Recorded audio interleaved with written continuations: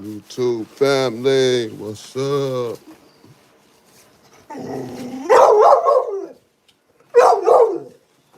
And I just heard you over there. Shut up. Shut up.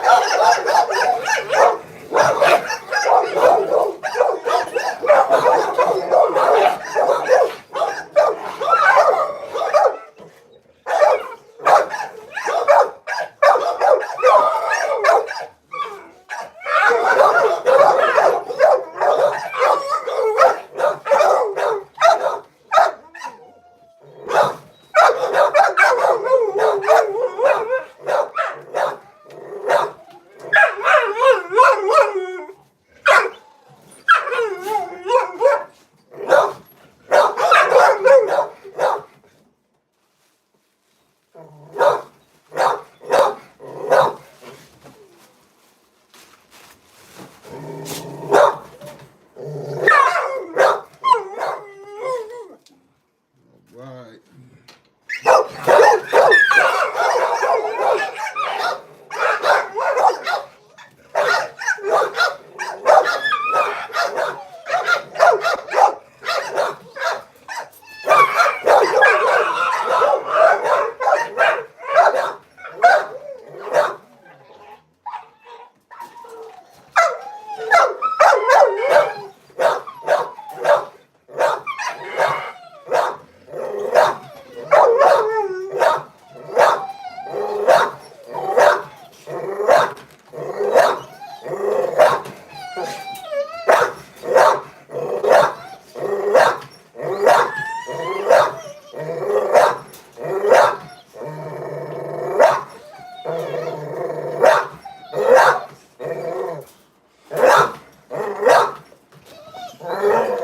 Shut up. Shut up.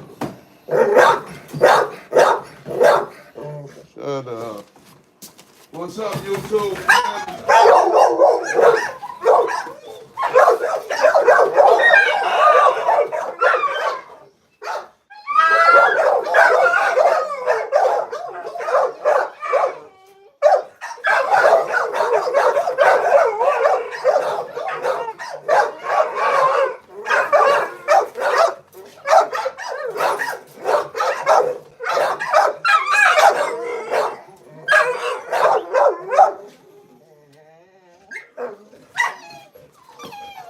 Once again, we in the building. You know what the old school.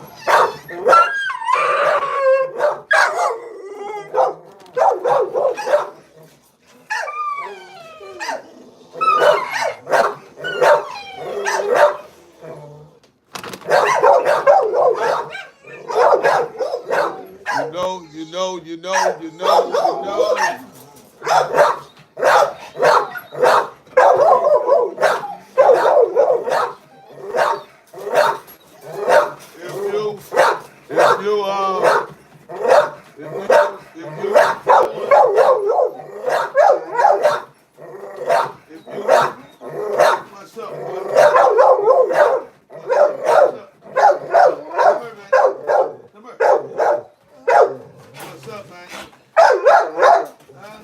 What's up, boy? Huh? And, if you from my era and you from the old school, you know what the ghetto boys say, right? The ghetto boys say we can't be stopped. And that's what it is. We can't be stopped. You know what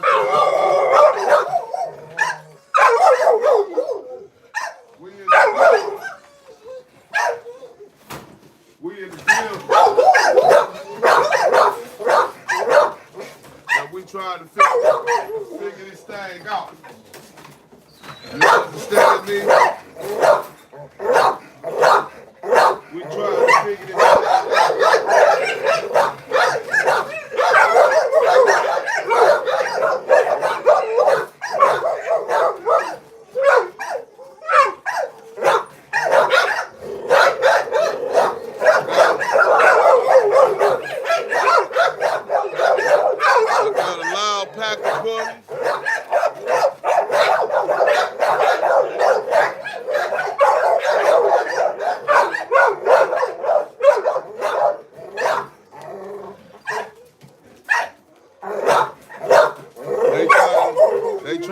like me.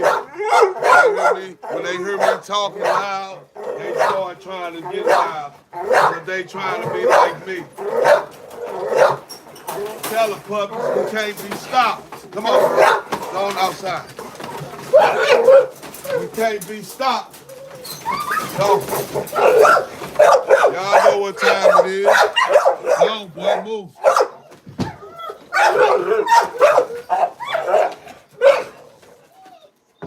Hey.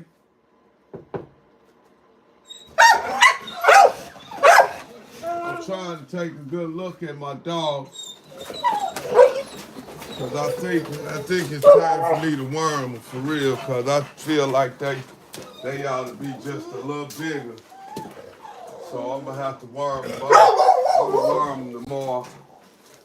But I'm gonna have to worm them because they don't look as big as they should be to me. Not these couple right here anyway. Bella's got his size good. Miss Sinatra, she got her size good. Little boy Blue, he's straight. And then this little one up here, he cool. But just my two black ones, to me they look like they a little bit underweight. So it's a good chance they might got worms.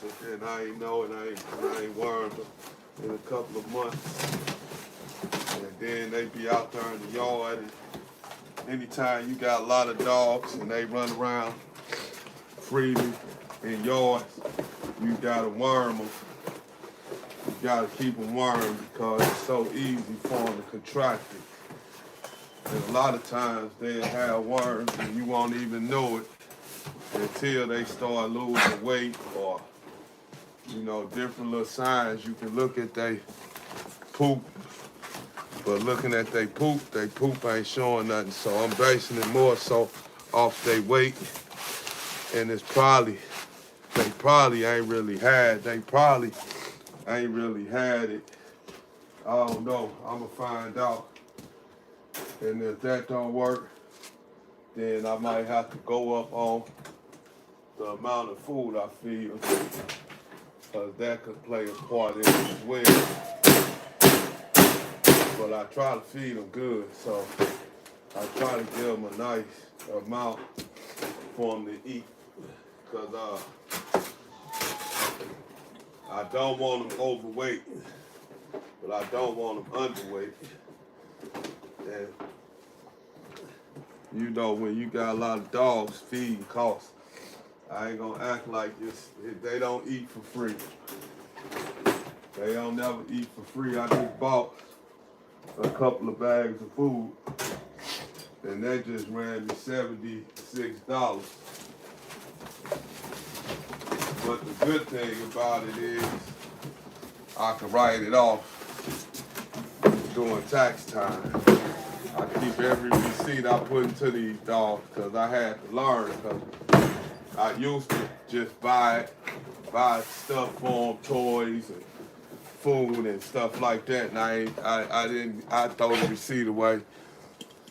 But I had to learn about write-offs and you know, cause this how the game go with the IRS and taxes when you own a company, okay?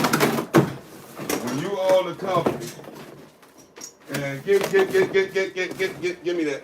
Move. When you own a company and you have to buy different things for your company, tools, equipment, whatever. And you take that stuff and what you do, you write it off. You write off all your expenses.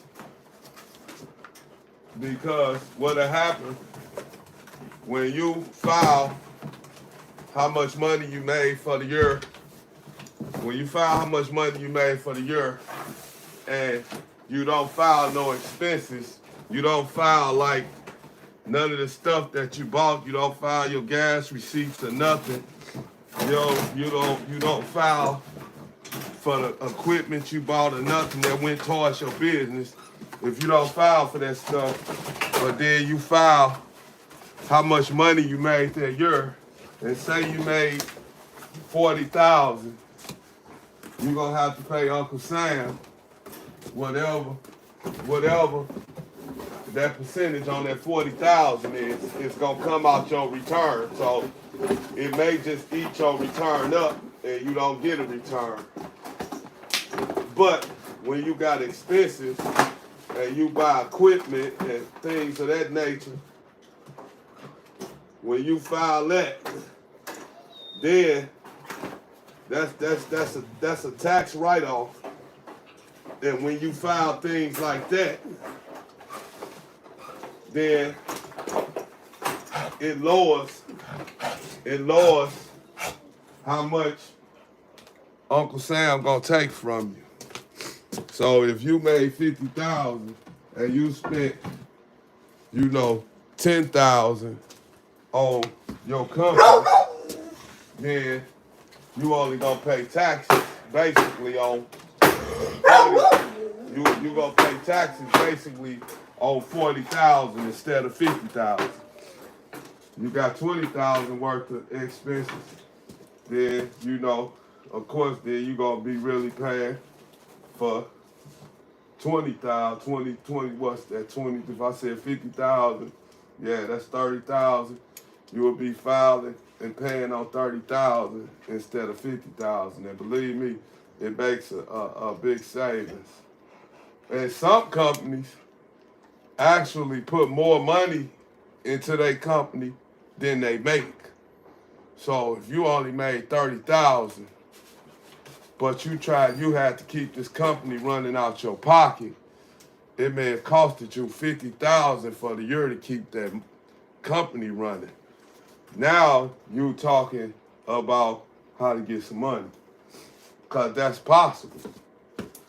Cause some people go buy places, try to start stores and things of that nature, and it don't take off like they want it to, but they want to keep it because they trying to make it take off, so they not making a lot of money, but they steady, getting things fixed, like the plumbing might go bad. You might have to put a floor down in there. It ain't no telling. But you can always, believe me, a lot of businesses spend more than they make. Especially, and Uncle Sam expect that when you starting a new business. If you just starting a new business or something hit like that COVID hit, and then you have situations that you ain't got control of, then that's when you can benefit, and that's when you can actually really get some money, because stuff like that happens. Because when COVID came, a lot of people didn't survive. A lot of people's businesses went under the water. My business had went under. All my credit cards had started bouncing, and just different stuff, because I was set up to pay them expenses, and then all this stuff hit. And now I was in a situation where I got sick my own self, and I couldn't do nothing. I couldn't work my company. And I'm a self-owned company. I'm self-employed myself, and ain't nobody helping me run my company but me. So, I took a hit, and I didn't survive. But at the same time, I took advantage of the recovery funds that they had if your business took a hit. So, you may have got some money that you ain't have to pay back. It's different things that they do for you in them type of situations. But you gotta company, you gotta have your EIN number. You wanna have a tax ID number. You wanna have everything that you need, a business bank account. You wanna have all that in order and already, going.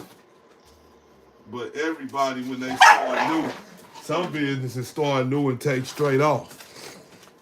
Some don't. Some be in the wrong locations, in the wrong places, where, the traffic ain't good in the area, and they thought they still could make it happen. and it turned out that they couldn't. These type of things happen in business. So you gotta keep them receipts, and you gotta show and let them know, you know, what you spent your money on, so you can get some of that money back. Or it can save you from paying all the taxes, because a lot of people, what they do, they make a lot of money with their company, and then they spend the money, and they don't put aside for the taxes.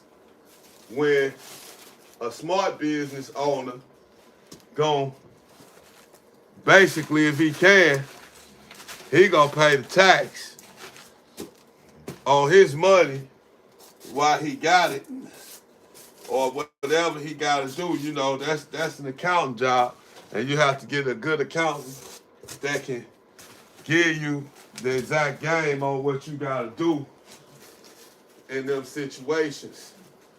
You know, but you want to get an accountant that know their business, that know their job. You know, you don't want to get nobody that just tell you, well, it ain't much you can do about this or do about that. You want to get somebody that's gonna say, okay, there's a solution for this, and then you know, and he put you in a position and get you all together. You know, that's their job. But you gotta have that, and you gotta know and have knowledge on that to even know about to having that. If you ain't got the knowledge, then you ain't gonna know about it. But it's important to always file your taxes, because taxes is set up for you to have paper trail. Taxes is set up for you to, when you do come into a nice lump sum of money or whatever, or you earn some money or whatever you do, if you want to go spend $50,000 on some cash, then you can, because your taxes are going to protect you. Your taxes gonna show that you was able to have this kind of money and spend it. You know, because other than that, they gonna get you with tax evasion. And they even try to get you on. Ain't no telling what type of charges they come up with. Because, you know, they making new laws every day, and you will be thinking you doing one thing, and they'll pop up and be hitting you with another. So it's important to always do your taxes when you got companies. It's important to do your taxes when you ain't got companies, but it's really important to do your taxes when you self-employed, because that's your paper trail to show and account for where your money comes from. You know, you get on the airplane and you take 20,000 with you, and you know, and they find the 20,000, they just may want to confiscate it and tell you, you know, to get your money back, we're gonna need to see exactly where it came from, how you made it. And when you got your taxes in place, you can easily go get your taxes and say, okay, this how I made my money. Can I get my money back, please? And they gotta hand it over. No matter what they think you did to get it, it don't matter. That ain't what we talking about. We ain't talking about what I did. We talking about what I can prove. And that's where this money came from. And here go my tax documents. So, please, I would like to have my money back. could you please return my money? And then if they don't want to return your money, then see, now you got a fight on your hands. And you got a fight you can win because you can show where your money came from. But when you don't do stuff like that, and you can't show stuff, then you know you just might lose 20,000, you know, or whatever, however much you may have had. Because sometimes people carry way more than that. Of course, we know that. Shoot, some people travel with hundreds of thousands, but they rich and they got their companies, and you know they can do that. But you ain't supposed to have that much in cash, so. But a lot of people have it on different cards. They travel with cards that they can load money onto.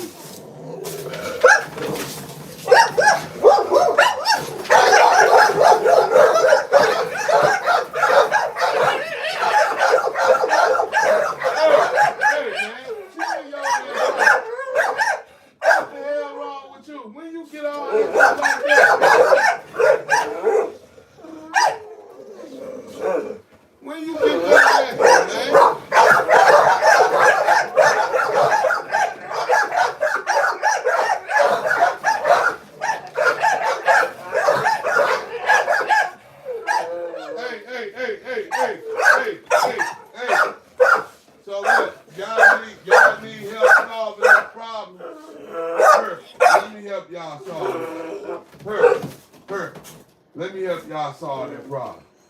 There. Nah, y'all can't see him. He can't see y'all. Y'all gonna bark too. Y'all gonna just be crazy and just bark at something you can't see now.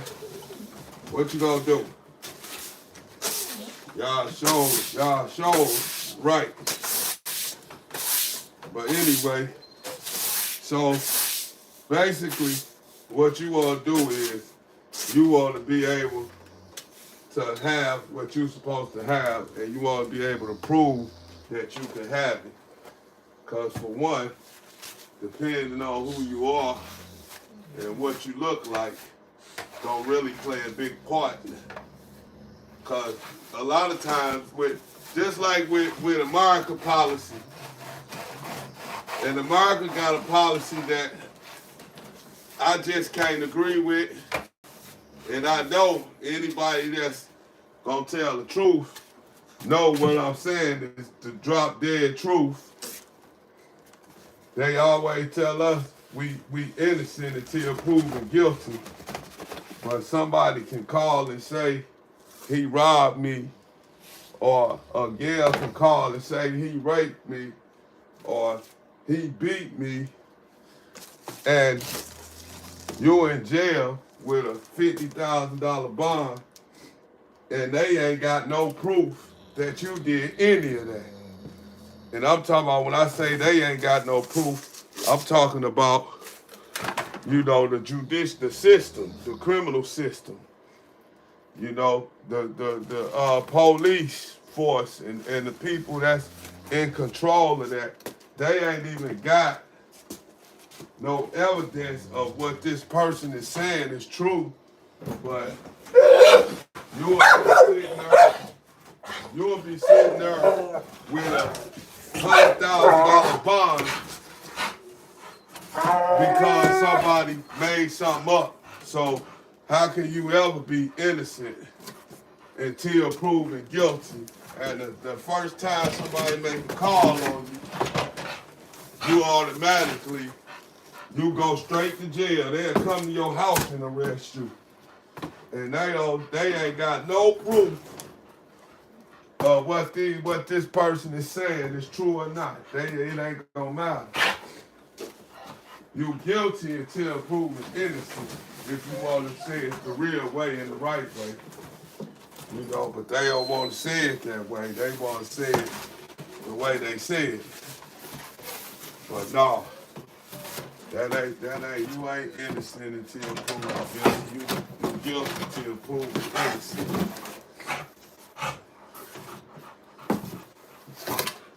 you know, and then half the time, depending on if you in Missouri and that happened, all you gonna get is, oh, we made a mistake. I'm sorry. You're not gonna get no money like they give in certain states for wrongful convictions. In Missouri, you're not gonna get that. They not gonna give you no money even after they was wrong. They just don't do that. Missouri don't do that.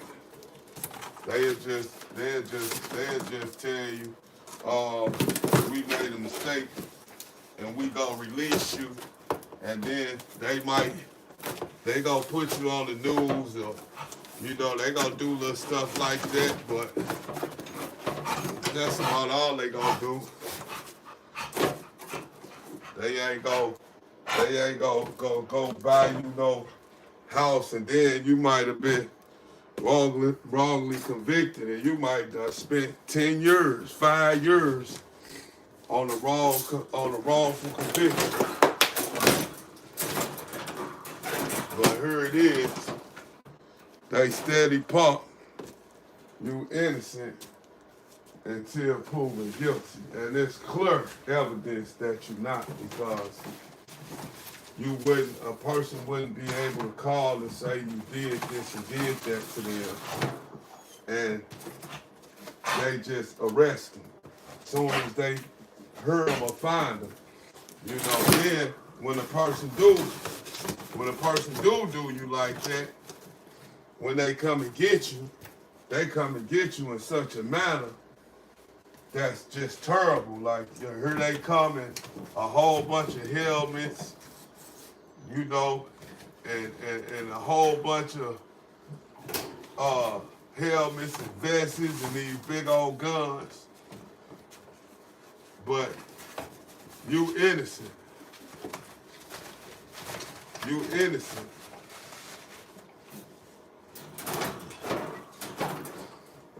And what they gonna do is they gonna look for the evidence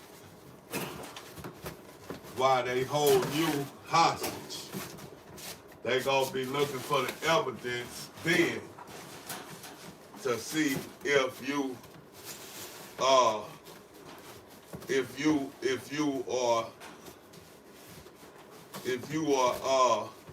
innocent or not. They gonna be looking for it then. And they ain't looking for the evidence to prove your innocence. They looking for the evidence to prove you guilty. Your lawyer job is to look for evidence to prove you innocent. But in order to get that done, you gotta have, depending on what you accused of, you gotta have sometimes 20,000, 10,000, 2,500 just for the lawyer to just have a consultation with you, just to talk to you. They want 20,000. And then they want 2,500 just to speak to you. And then to take your case, if you decide you want to hire them, now you need to put another, another 85. No, we said 25. You gotta put another 7,500 with that 25 if they want 10,000. But when you fight something brutal, if you ain't gonna pay a lawyer, if you ain't gonna pay a lawyer number 10,000, and you got a brutal situation, you might as well just get a public defender, because 10,000 ain't gonna get you nothing in the system, but an offer. He ain't gonna go and do no real work.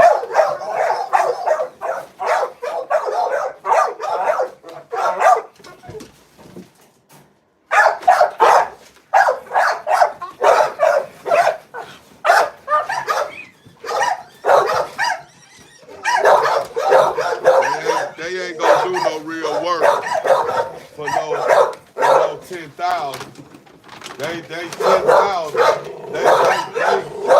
They gonna laugh at that 10,000. They gonna say.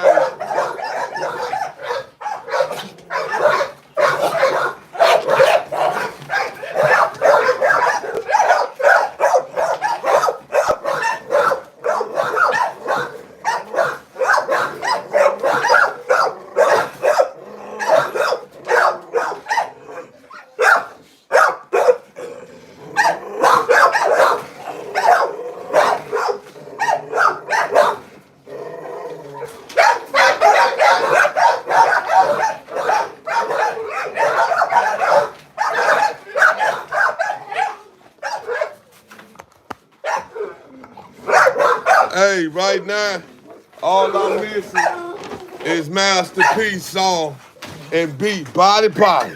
They say they body body. That's all they do right now. That's all to be playing with that what I told y'all. Body body. Yeah, we body body. Everybody talk about it. They say we doing it. They say we doing it. They say we doing it. They say we doing it. But what we doing, Cal, whipping up dope tracks. Body body.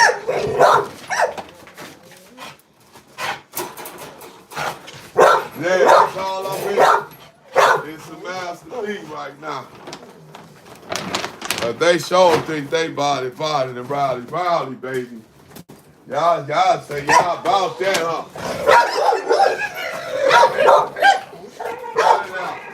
Hey, yo. Quit acting so crazy.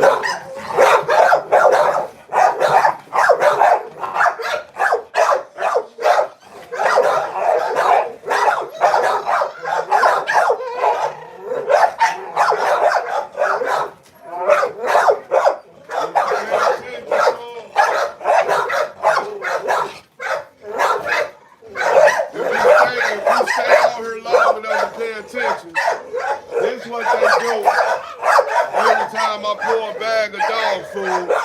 That's what they do. They take off. They take off soon as I touch the dog food. Now, I'm gonna show you one of my dogs how crazy he is.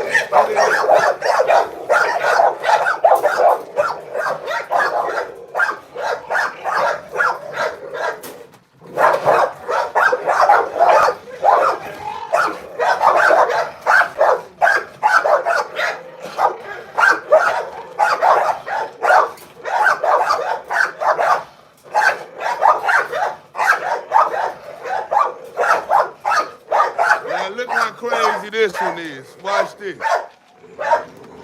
He growling while he eating. Look.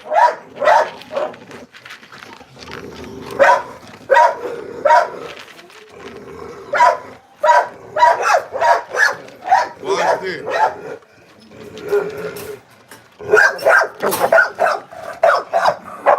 Watch this.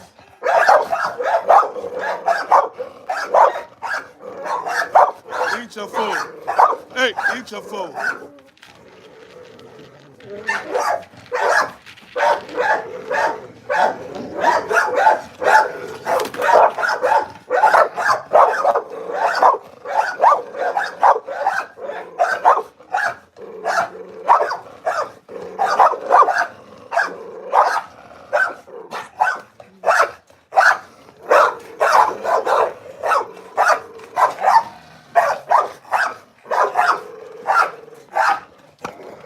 See, when I open up that door, it get cold in here. But I gotta keep it out. When I close it up, then it warm up. That heat in there, it keep it warm. But when I got this door open, this door.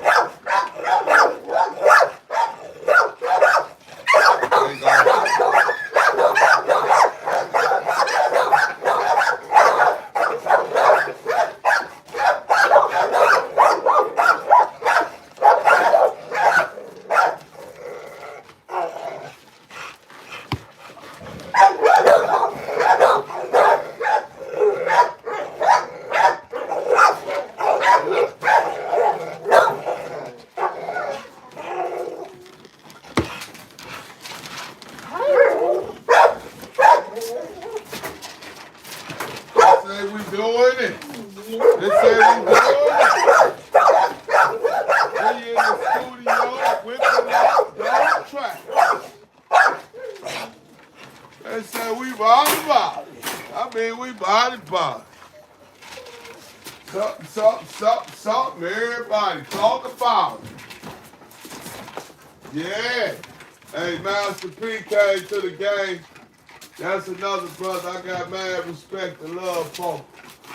Cause, you know, everybody say Master P, he came through and did his people wrong, did his artists wrong. I don't know. I don't really agree with it because Master P, what he done was he put everybody in a position to be famous. And they ain't do nothing with it. They wanted to still hustle. They wanted to stick to the dope game. They wanted to stay doing stuff like that. Instead of doing what they needed to do. Damn it. Here, man. Here, man. They did that instead of doing what they were supposed to do and focus on their career. They were stuck in the streets. And then you see how it ended up for some of them. We know, see murder, he ain't do that murder. They got all the evidence in showing that dude collaborated with the police and said he did the shooting. But they know he ain't squeezed the trigger. But the problem with that was he was around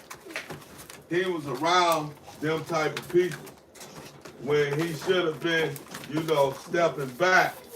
Cause when you got a certain name and you know, like through the law, you know by the law, and you know for, you know, being a criminal or anything like that, and then you come into some big money, you supposed to already know the feds on your line.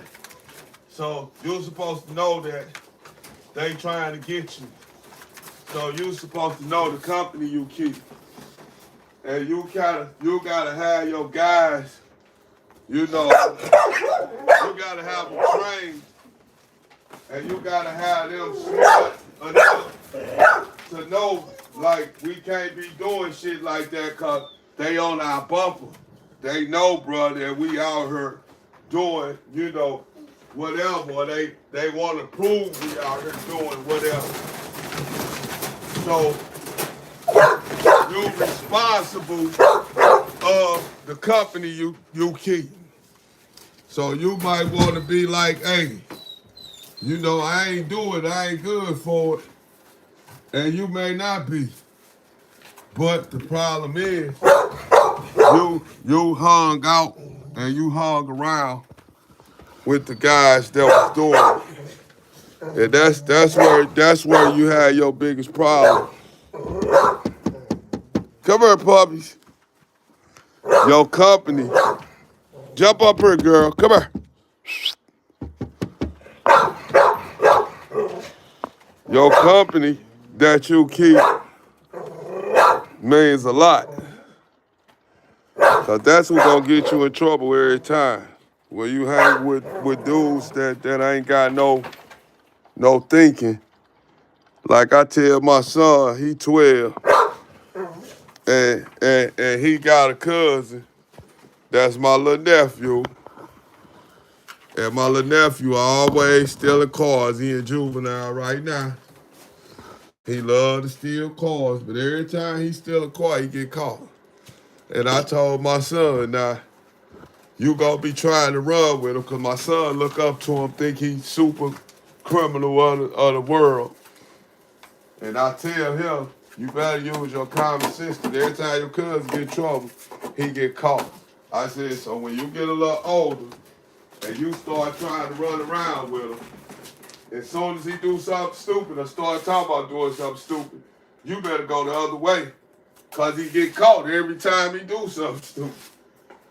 So, if he get caught every time he do something stupid,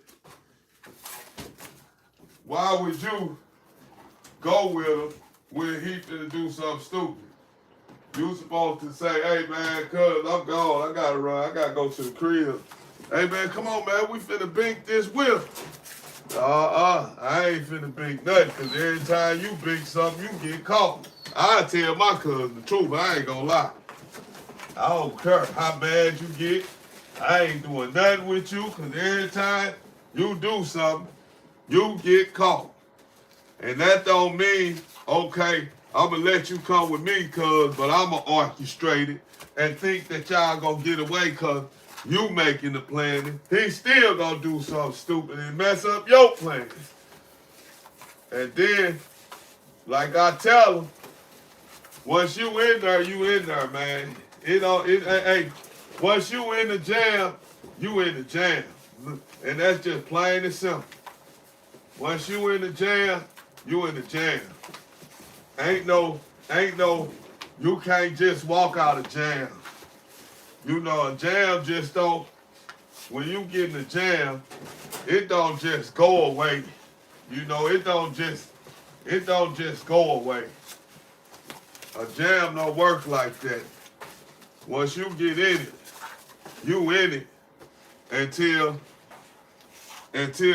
they figure out how they want to settle it. And you know, and you ain't just gonna walk away from it. And a lot of times, come on, how many kids, 16 years old, even 18, even 21, how many 21-year-old kids, I ain't saying it ain't none, but I'm asking, how many of them got lawyer money? How many of them got bond money? Come on, man, let's keep it real. When they get in the jam, how many of them can get out the jam without calling their parents and saying, Mama, come and get me. They saying I did this. And first thing your mama gonna want to know is, how much is your bond? 50,000. Man, you better hope you came up in a good family. You better hope you came up in a family that bought a house a long time ago and paid for it, and you better hope they willing to put it up for you. Because the only way I put my house up for my child is I feel that he innocent. If he ain't innocent, if I don't think he innocent, I ain't putting my house up. That's my nest egg. And you ain't finna lose my nest egg. Because these kids nowadays don't think. They'll run off and be gone and won't even call you. Because they know you put your house up. And they know if they skip town, you lose your house. But they'd rather be free and you just be out of crib.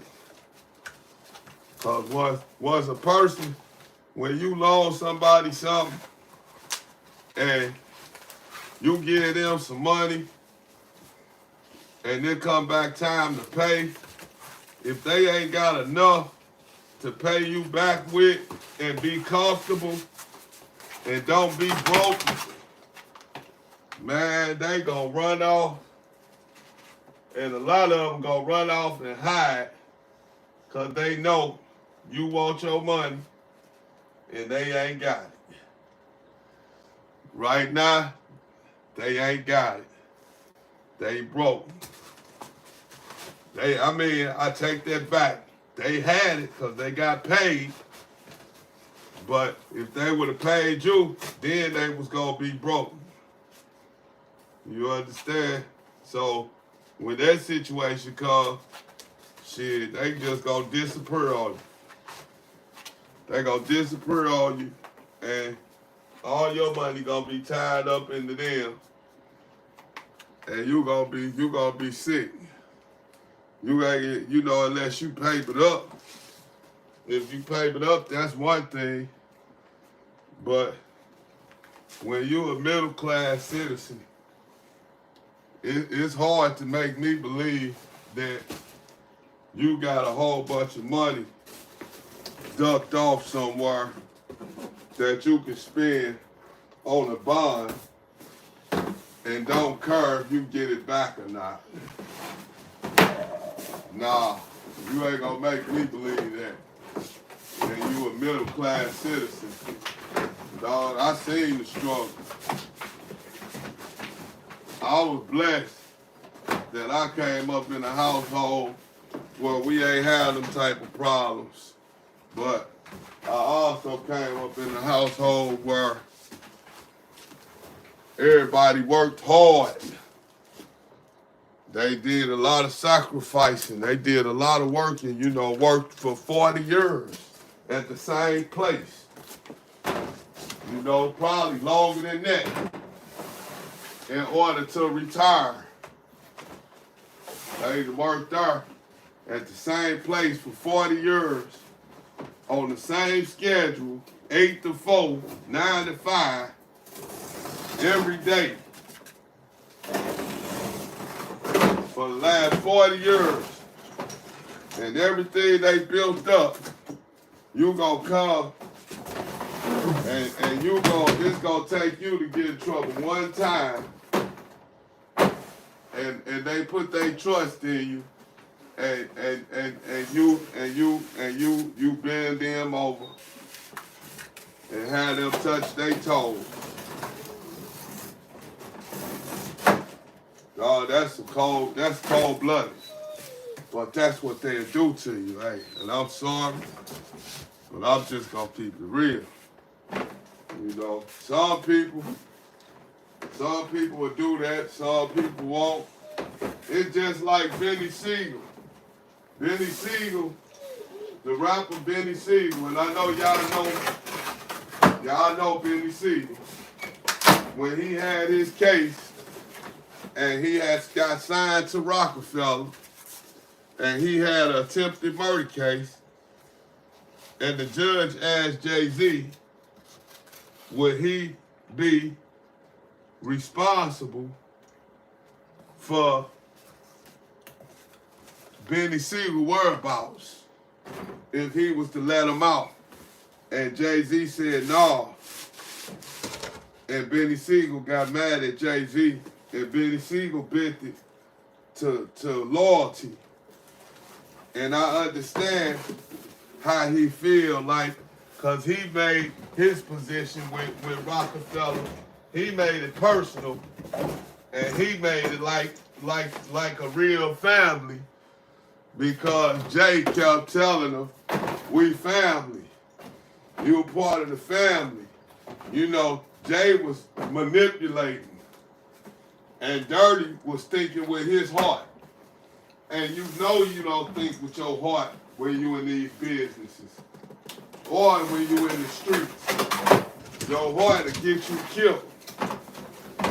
But Benny was thinking with his heart.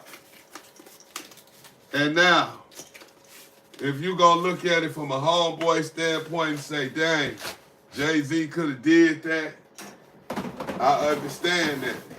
But now you can also look at it from another point of why Jay-Z didn't do it. And I understand why he didn't do it, as well as Benny Siegel don't understand why he wouldn't do it. He looking at Benny Siegel like, and Benny Siegel be bold enough to tell you the story.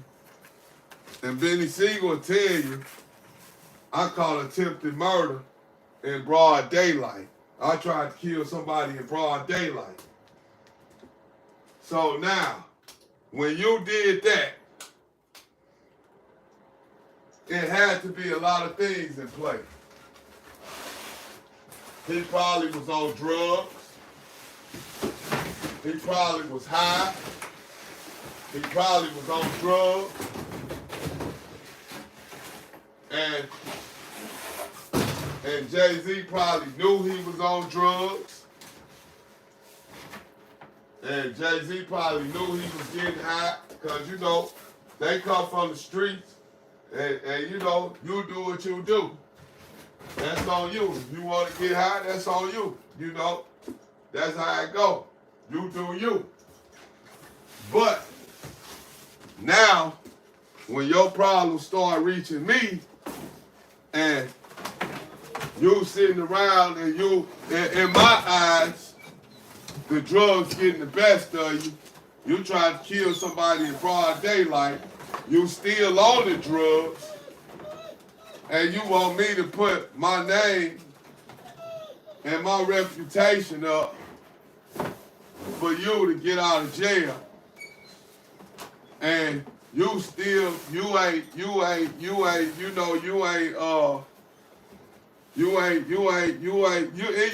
enough time to change, first of all. Because the case just happened, you know, and you ain't had enough time to rehabilitate yourself to make me feel and believe that you gonna do something different now. You gonna leave the BS alone and you gonna get out the way for good and you gonna take care of your business. That's what you want me to, that's what you telling me you gonna do. But I looked at you and I seen you, how I know how you operate and how you can't correspond. You know, you way too high to communicate with, and when you get high, you don't give a F about nobody. Can't nobody tell you nothing when you on that stuff. And you ain't got no problem with you know, committing another crime, and you want me to put your name, you want me to put my name on it. And I ain't willing to put my name on it because you might mess me around. That's why Jay said no. I guarantee you that's why he said no. Because Benny probably was, you know, at the time, you know, he on his dean now. He had to learn a hard lesson. He had to learn a hard lesson. And I understand they said that Jay-Z, you know, ain't right when it come to this. Jay-Z kept dropping albums when he dropped the album and all that. You seen this stuff. You seen this because this was your testimony. I always wondered why he'd drop an album when I drop an album.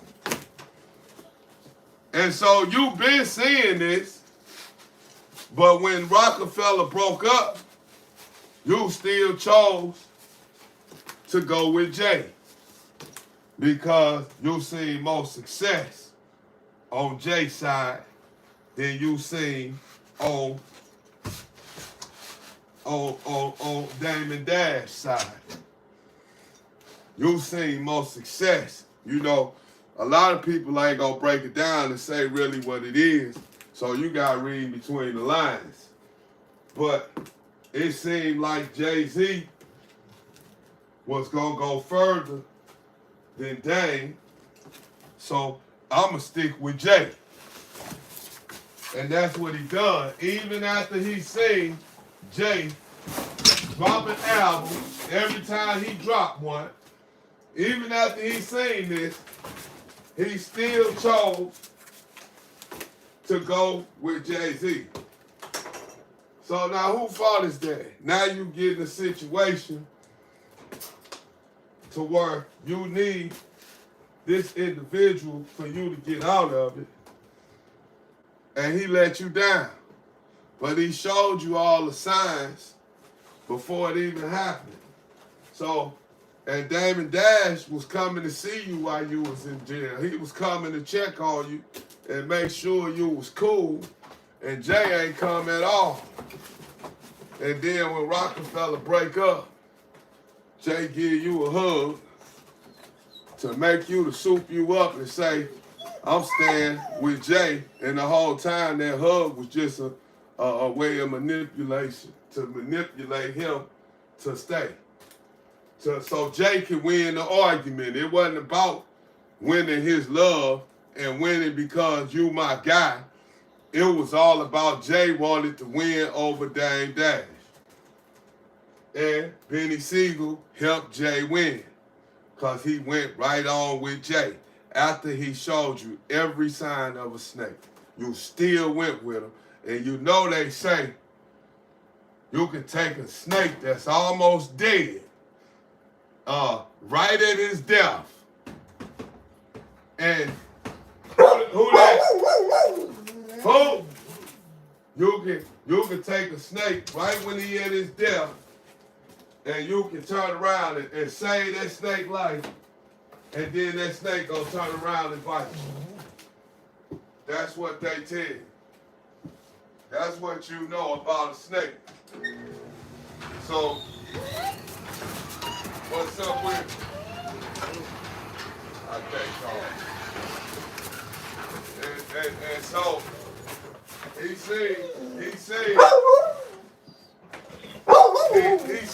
Jay-Z was a snake, and he still went with Jay. So that was on him. That was on him. Cause he made a bad decision. And then as soon as he got in a position, he needed Jay. Jay left him hanging. Jay told the judge no. He asked him, man, will you watch over him and know all his whereabouts? And Jay-Z told him, no, I won't. And he was crushed when Jay-Z did that. I'm talking about BBC. I'm telling them about, when you get in situations, it's on you who you put yourself around.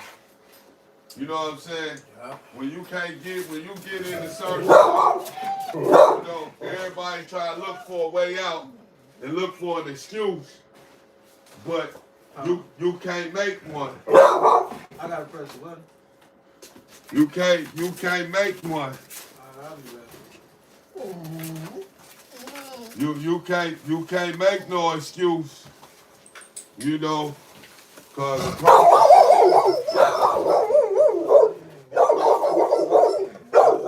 it shows you, cause Benny Siegel said in his own,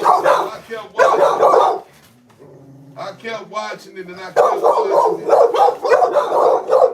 Benny Siegel kept saying, I always was wondering why he was dropping the album. Every time I dropped the album.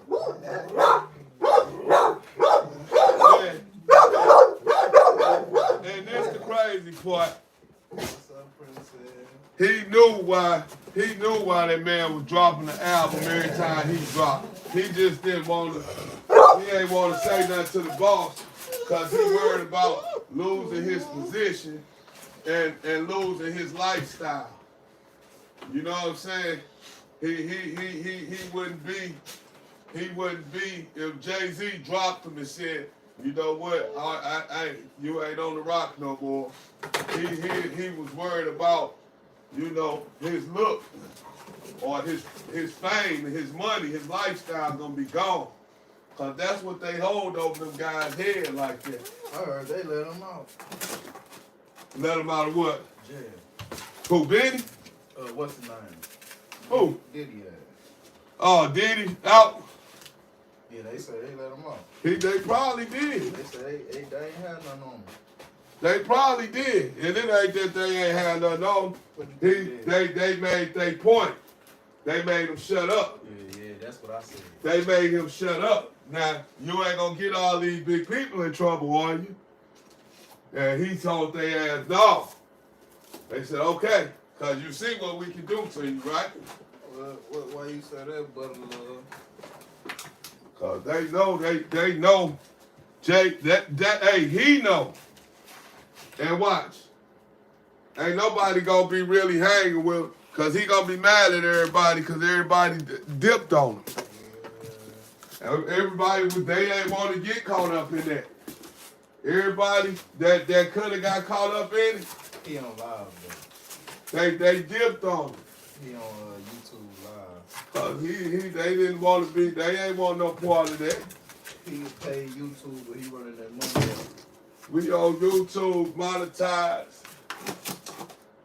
Tell the guys. Oh, you was? Yeah, mine be crazy. Tell the guys. Mine be crazy. Monetized. Yeah, we paid. He paid YouTube, but he get paid to talk. Yeah, I'm trying to. I'm working on it right now. YouTube tricky, man. YouTube don't give you a lot of money. I mean, they do, but they don't.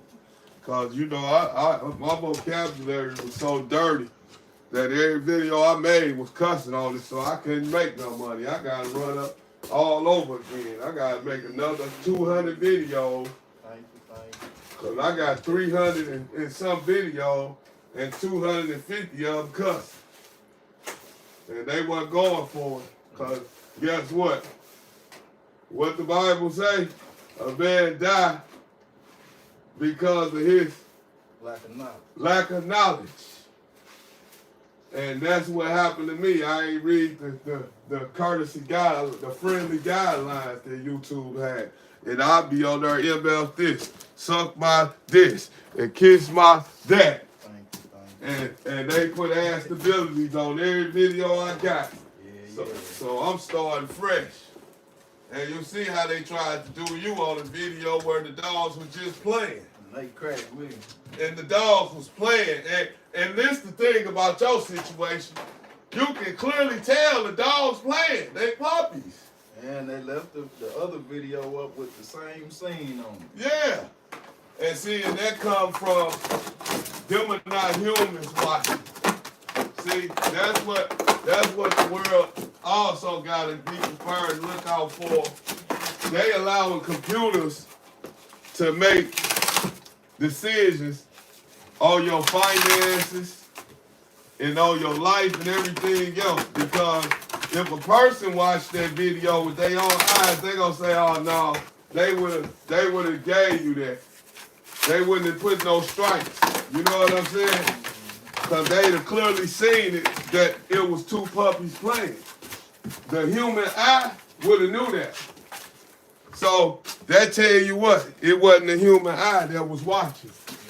The machine, they took it and ran it through their machine because it said on there. It said when you read it that they got an automation system that check everything out, and then they say, and they got humans too, and they add that in it, like we also got humans, basically.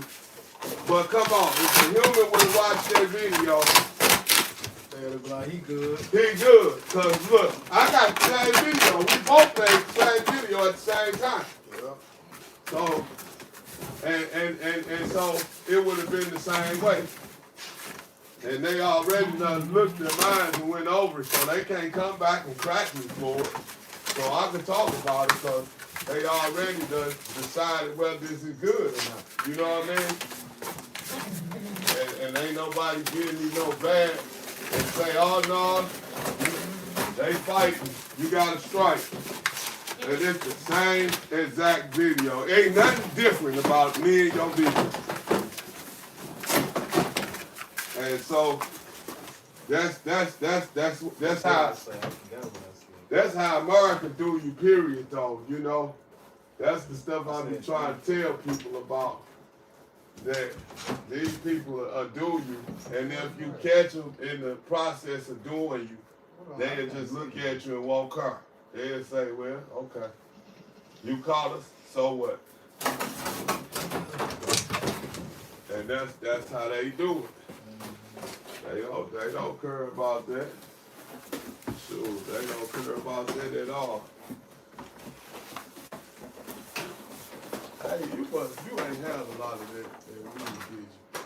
Yeah, I do. I just ain't got no damn rello. I'm talking about you know how much you gave? Did you win? Yeah.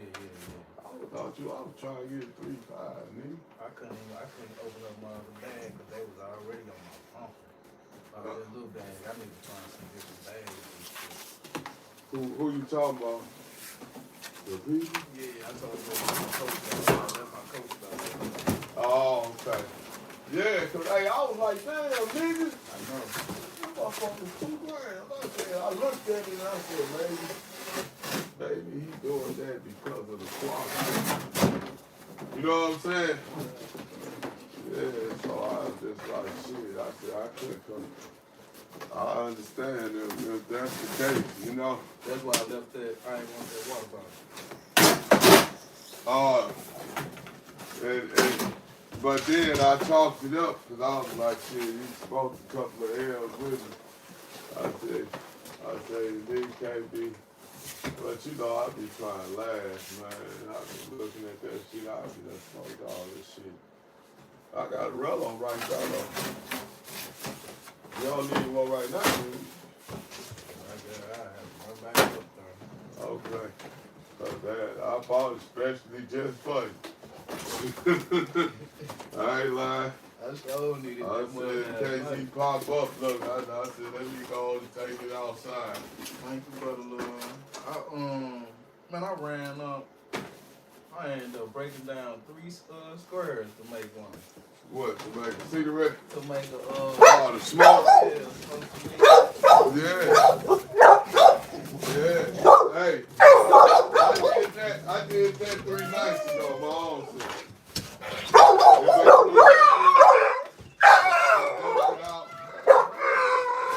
And I stuffed it.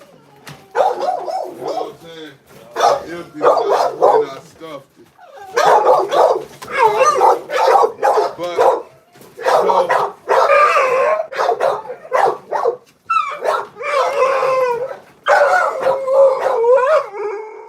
so anyway,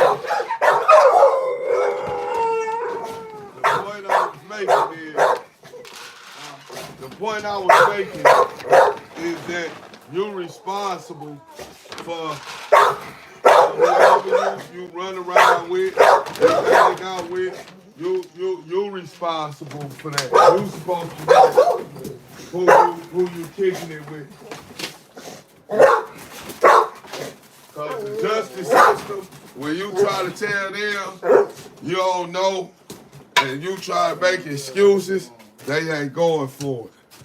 I was talking about in America, the biggest host they got is you innocent until proven guilty. And I said that's clearly never been the truth, because if somebody called and say you robbed them, what they gonna do to you?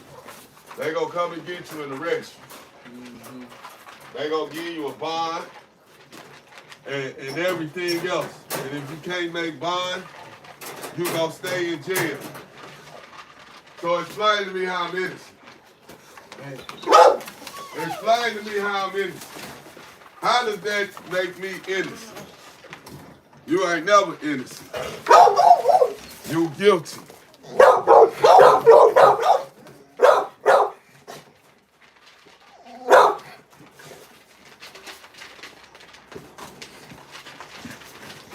Now you got the president. The president just gave somebody else a pardon recently.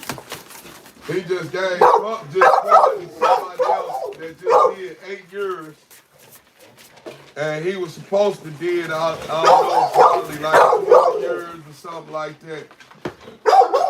But he gave them a pardon. He gave them a pardon after they done 8 years.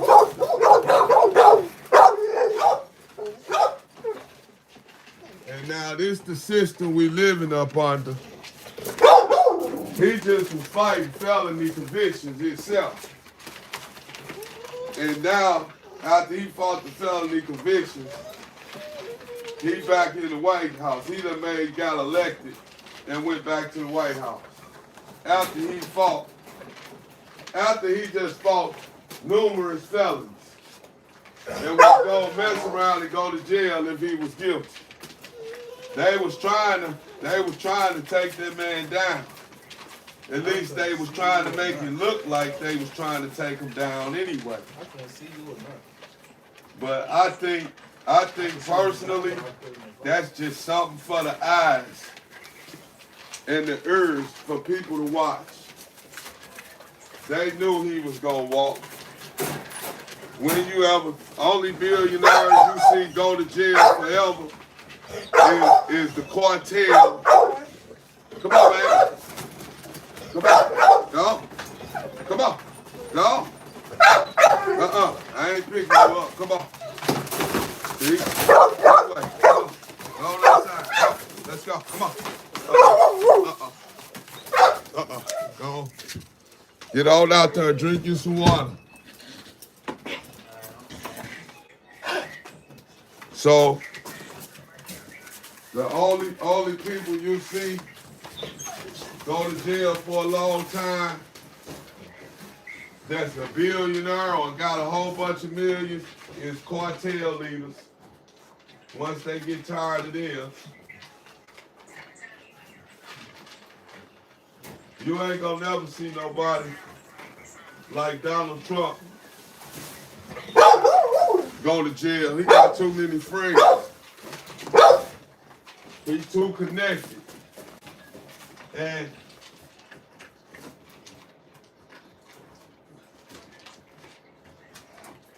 everybody asking Nelly why did he perform at that inauguration. Nelly did everything but told the truth. He should have just kept it real. Shit, I want to be in Donald Trump's pocket. I can get off for stuff. Sure, he'll help me get out if I ever get in any trouble. He should have just told him he want to connect. You know, he want to be tied in, you know, with the connection. That's it, cause that's what it was all about. It's all about the money. Who don't want to do something for the President of the United States? How many people can say they done sat down and ate dinner with the President? It ain't a lot. There's not a lot of people who can say, hey, I done been in the White House and I sat down and ate with the President. Snoop Dogg can say it. I just had to restart because I couldn't see him. Snoop Dogg can say Snoop Dogg, she gonna tell you he smoked a blunt in the White House. If you ask Snoop Dogg anything about the White House, he gonna say, oh man, I done smoked the blunt in the White House. And he gonna laugh about it. Everybody can't do and say stuff like that. You see that nigga perform for the inauguration? Yeah, that's what I'm talking about. Oh, that was funny as a mother. How you gonna talk about somebody you perform, you an old Uncle Tom?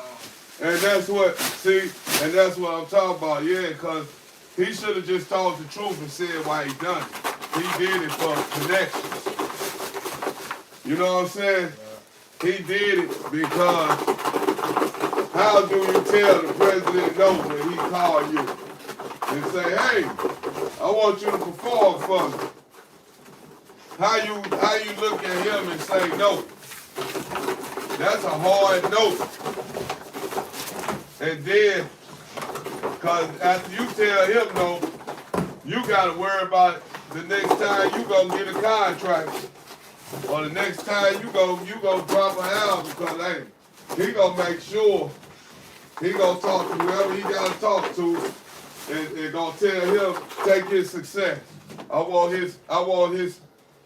his career dead. Make him a mediocre. He can still make $1 million, but don't let him make too much more than that.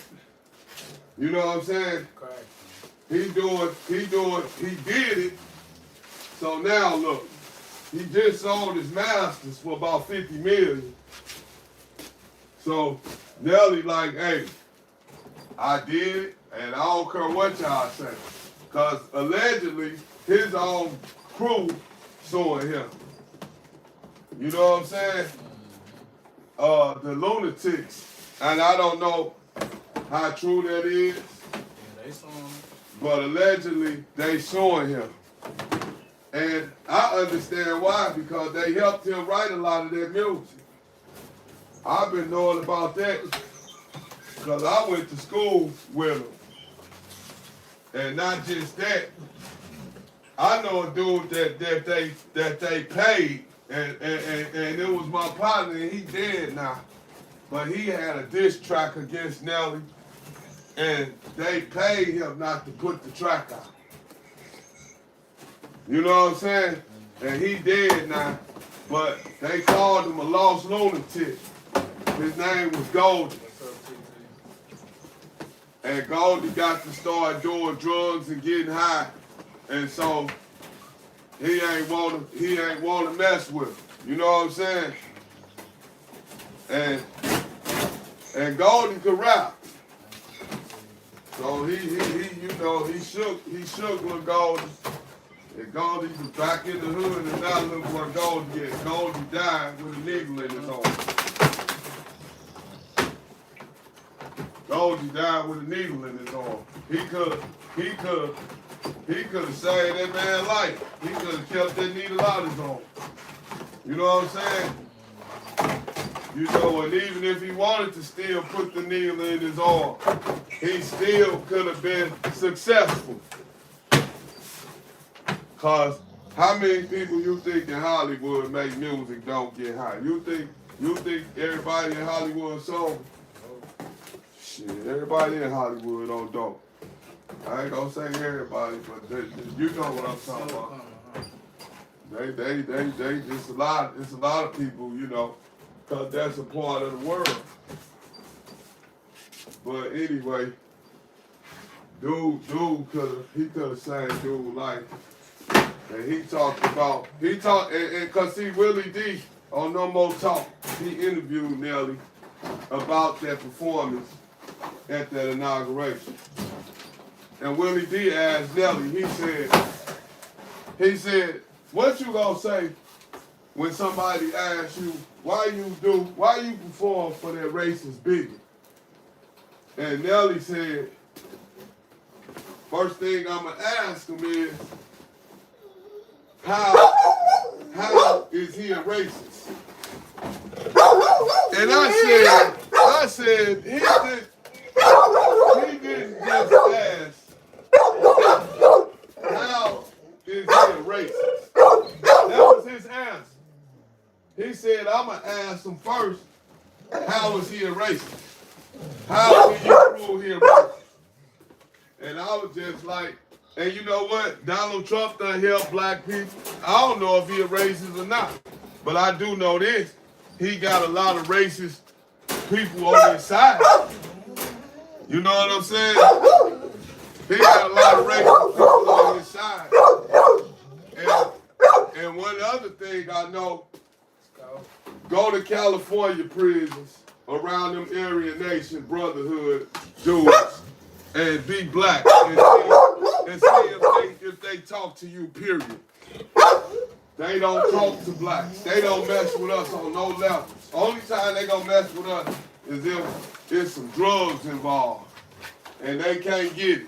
You know what I'm saying? If it ain't that, they ain't gonna talk to us, bro. Real racist people don't talk to other races. They hate them. They hate them like with the real word hate. Like the real definition of hate. So, you know, I ain't gonna say dude totally racist, cause he let dude out of jail, Kodak Black. He gave him a point. He done opened up a lot of jobs, but that ain't what he trying to do. They trying to set life up to make the poor people slaves, period. And it don't matter what color you is. If you ain't got no money, then you ain't got no team. I don't care what color you is. If you ain't a billionaire, you ain't taking no money, then you and Trump ain't got nothing in common. That's how Trump is, if you ask me, because Kanye West dealt with Trump, and he dealt with Trump for a reason. He was trying to get Larry Hoover out of jail. And that man been locked up over 40 years. Why would you not release him from prison? Nobody barking right now. It's like, what did he do that was so bad? Because I don't know. But I know he been locked up since the 80s, and that's a long time. And I know you can look at him as paying his dues, and you can release that man from prison. You can let him out. You letting everybody else out. He gave everybody that went in that Capitol that time, when that little racist stuff broke out at the Capitol when he ain't get elected. He got all them out of jail, bro. He got every last one of them appointed. So did. Every last one of them. And the first thing they said when they went to jail was, Trump told us to do it. And the people said, how Trump tell y'all to do it? They said on social media. They said he ain't just come out and say, hey, turn the Capitol up if they don't put me in it. He said, do what you gotta do to make America great again. Meaning, they saying that meant, if you gotta turn something up, turn something up. Don't let them play me, because why not? Why not let them turn something up if he lose? What do he got to lose? You know what I'm saying? Why not? Why not release the goons? That's how everybody thinks. That's how any gangster thinks. That man ain't just no president. That man a gangster. He done bought pussy, and it's known, and he's still president of the United States. It's like if you finna do life, you might as well go all out. Yeah, if you on the run for murder, you know you done killed 2 or 3 people, and you know you finna be gone forever. Make it a good one. You gonna make a run. You know what I'm saying? Mm-hmm. You gonna make a run. I mean, we just gonna keep it real, shoes. You gonna make a run, and you gonna go all out because you know you finna be gone forever.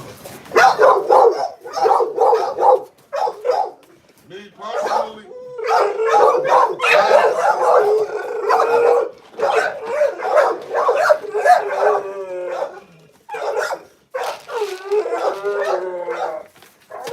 I'd be getting everything I could for my family. If I had kids and stuff out here, I'd be getting everything I could just for them. You know what I'm saying? Cause I know it's over with. You know? I mean, why not? You know it's over with. You might as well, come here. You might as well you might as well get it all, get your people together. And like you said, go out with a bang. But man, avoid that. You know what I'm saying? Yeah. Avoid that by all means. Shoot, I just got word today, man. Both my nephews just saw each other today. They seen each other.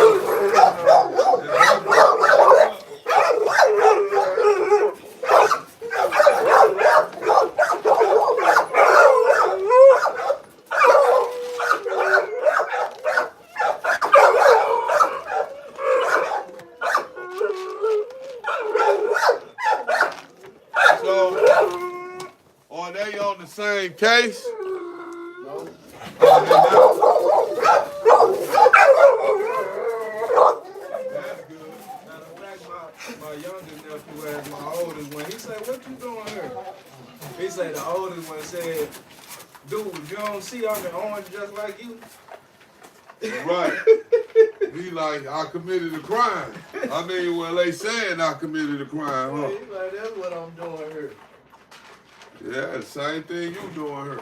What you doing here? He told me he was happy, smiling. Yeah, because he seen somebody, you know, he seen somebody, man. That place so miserable, bro. It's hard to smile in there. It's hard to be happy in there. It is, for real, dog. That stuff, it ain't no joke, man.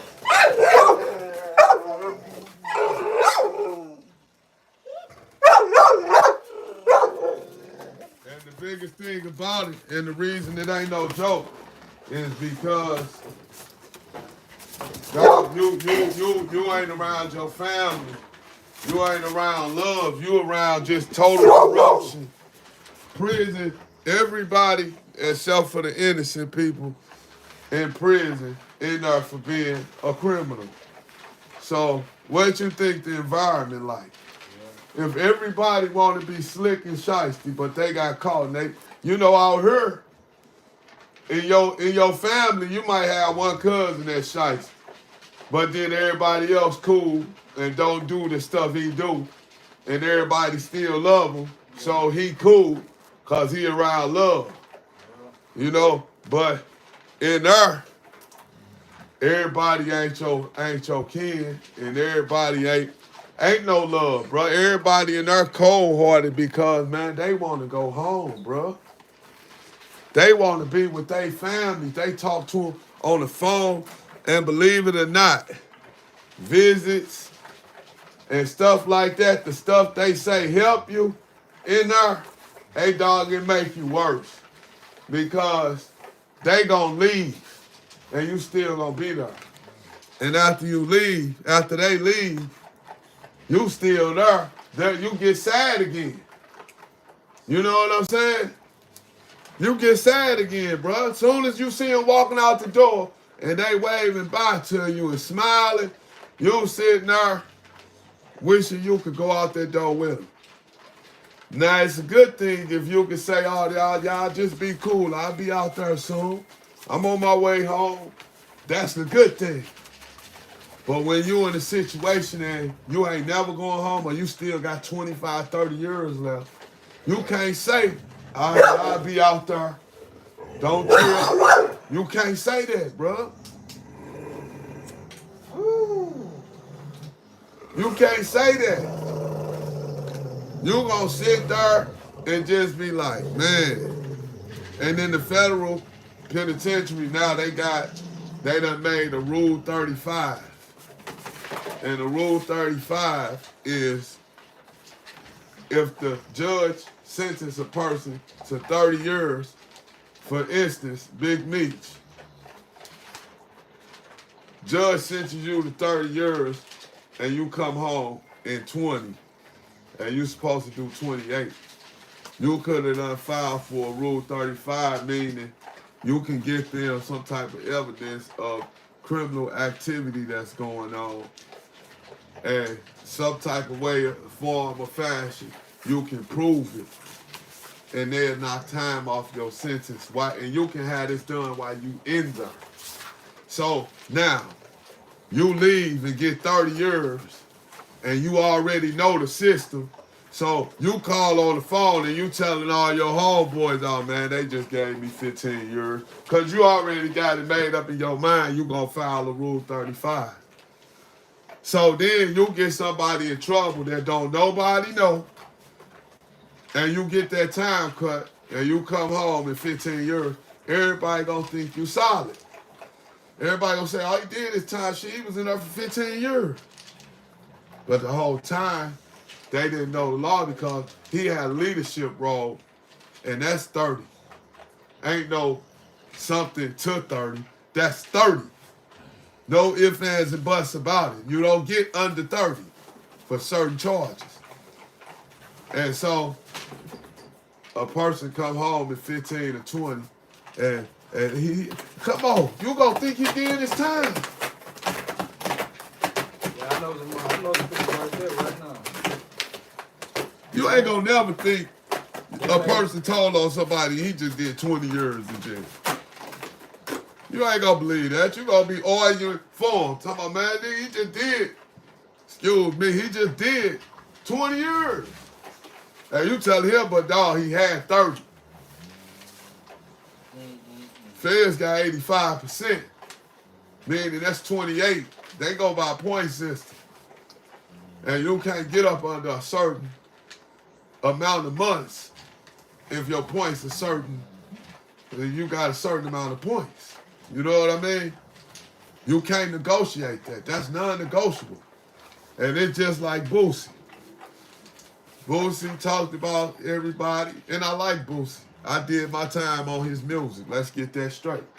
But at the same time, when I watched him on social media and I seen T.I. get in trouble, I seen Rollo get in trouble, and Boosie was commenting on these guys and saying that they told the dude gangster, oh man, you a rat, I ain't dealing with you. And that's the right thing when you know what I'm saying? But now look what happened. He got caught with a gun. And to me, I said I was upset with Boosie because to me he wasn't thinking. Because I seen those drink champs where he said every time we go to LA, we ready. I try to take at least 30 people because I know how they get down out there. A lot of people done got pressed and robbed in LA that people don't know about. That's what he said. So on that show, he admitted to carrying a gun because he said we all be strapped. You know what I'm saying? Mm-hmm. So now, look where he caught his case at. It wasn't in LA, but it was in California. Yeah. And they tried to give him convicted felon in possession of a firearm. He beat the state. He beat the state on that. But as soon as he beat the state, he went to celebrate it. The feds picked it up. And the feds hit him with addict in possession of a firearm. They said he was high off drugs while he had a gun on him. So he can't file for double jeopardy. I remember that. Because he just beat the state. That's still going. That ain't over with. That's the feds, bruh. There's a lot of rich people in the feds that got way more money than him. That can quadruple his money. So now, he made up and shook hands with T.I. Because at first he said he wasn't going to do the album with T.I. because of what happened. This was on Vlad. And then this is what these dudes showing on these podcasts. They giving the proof and everybody throwing it in his face. So now, and then he went and he was going to perform at Big Meech concert for Big Meech coming home thing. And everybody like, damn, Boosie, they showing the paperwork. They saying that he had dude done in. Why you gonna go perform at his concert after the stuff you say? You know what I'm saying? That's how they start coming at him. Because everybody saying, come on, 50 Cent really pushing it. 50 Cent really pushing that Big Meech talk.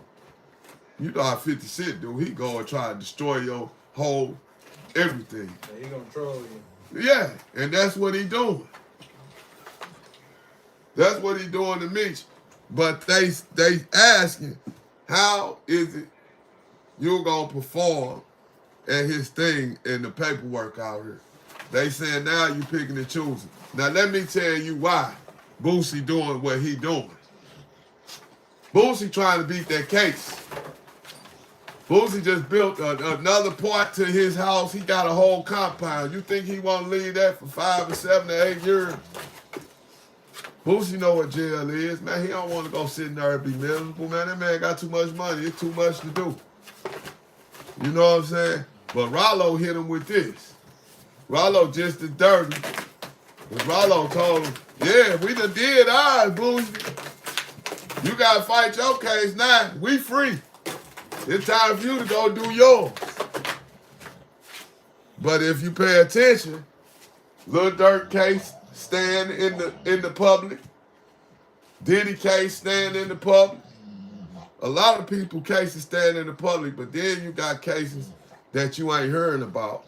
And these people just as famous as they are. A person trying to get the right person on their side so they can do what they done. I need the people you had, T.I. I got to get out of this now. Here, man, let me shake your hand. Come on, man. We gonna make up because you my partner. We family. Now, at the end of the day, I need that lawyer you got. I need to know what you did so I can do it. You know what I'm saying? Yeah, that's what all that's about. And people ain't reading in between the lines and they ain't seeing what's really going on. And I got nothing but love for Boosie. I don't care what nobody say about him. When he made that I'm Coming Home, Wait For Me, I did 2 years off that. I wouldn't get rid of my CD player because I had a burnt CD. I had that mixtape on the burnt CD. It was so scratched up, bro. But I had certain songs that'll play. And I wouldn't get rid of my CD player. They make you either gonna get rid of your CD player or you ain't gonna get the tablet that they give you in there. And I was like, I ain't gonna mess with the tablet. Forget that tablet because I got this mixtape.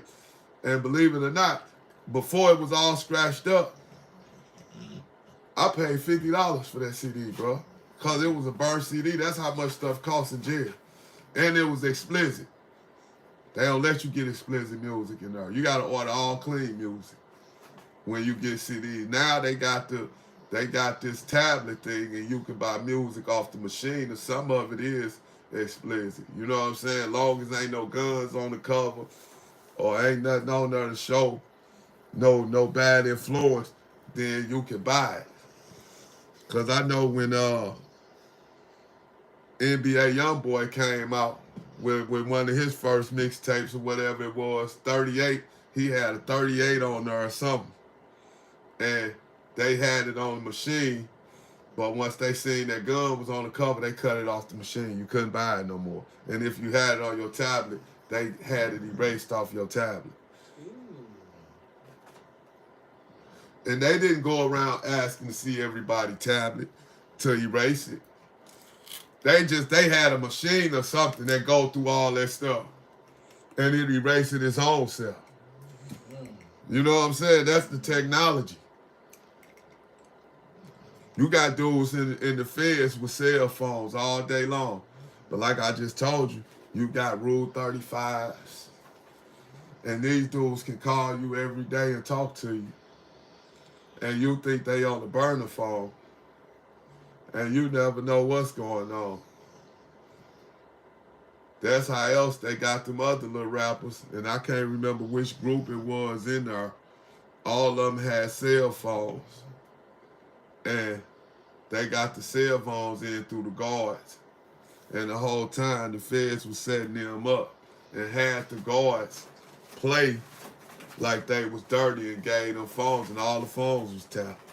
And they was calling out there and they was talking about business on the phones that they wasn't supposed to have been talking about. And they was doing that just to get a conviction. They play a dirty game. You know what I'm saying? They play a real dirty game. And so that's what I learned out of that situation. You don't never talk about the next person when he in a bad situation. Because you will end up in that same situation after you done talked about everybody. So now what you gonna do? You know what I'm saying? How you gonna handle it?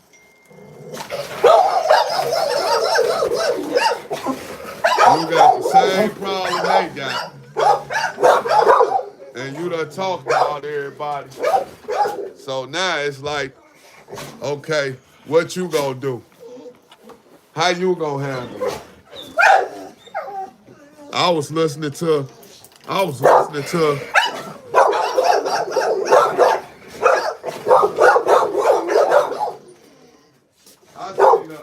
I seen the video on YouTube Hey, cut it out. I seen a video on YouTube recently where dude was in jail, right? And he called out to one of his homeboys that was free. And his partner told him, he said, man, it's all females out here. But he used the B word, right? He said, it's all females. He said, bro, he said, this where it's at, bro, out here. He said, what you gonna do? He said, you gonna come out here with me, or you gonna do the right thing and stay in there? I ain't lying. It blew me away when I heard him say that. He said, you gonna come out here with me, or you gonna do the right thing and stay in there? I said, wow. I said, boy, that's a cold. That was the coldest demonstration I ever seen. He said, you gonna stay in there with you gonna stay, you gonna do the right thing and stay in there, or you gonna come out here with me? Because evidently dude did whatever he needed to do to get out of there. You know what I'm saying? And I was just like, wow. I said, now how many people you think done it? You think he the first person? He had the first or the last.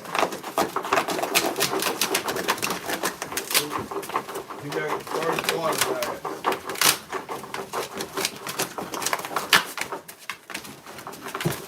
And I ain't gonna lie, huh? That's what I said. They wait till they get to the end of their bid to go forward. Yeah.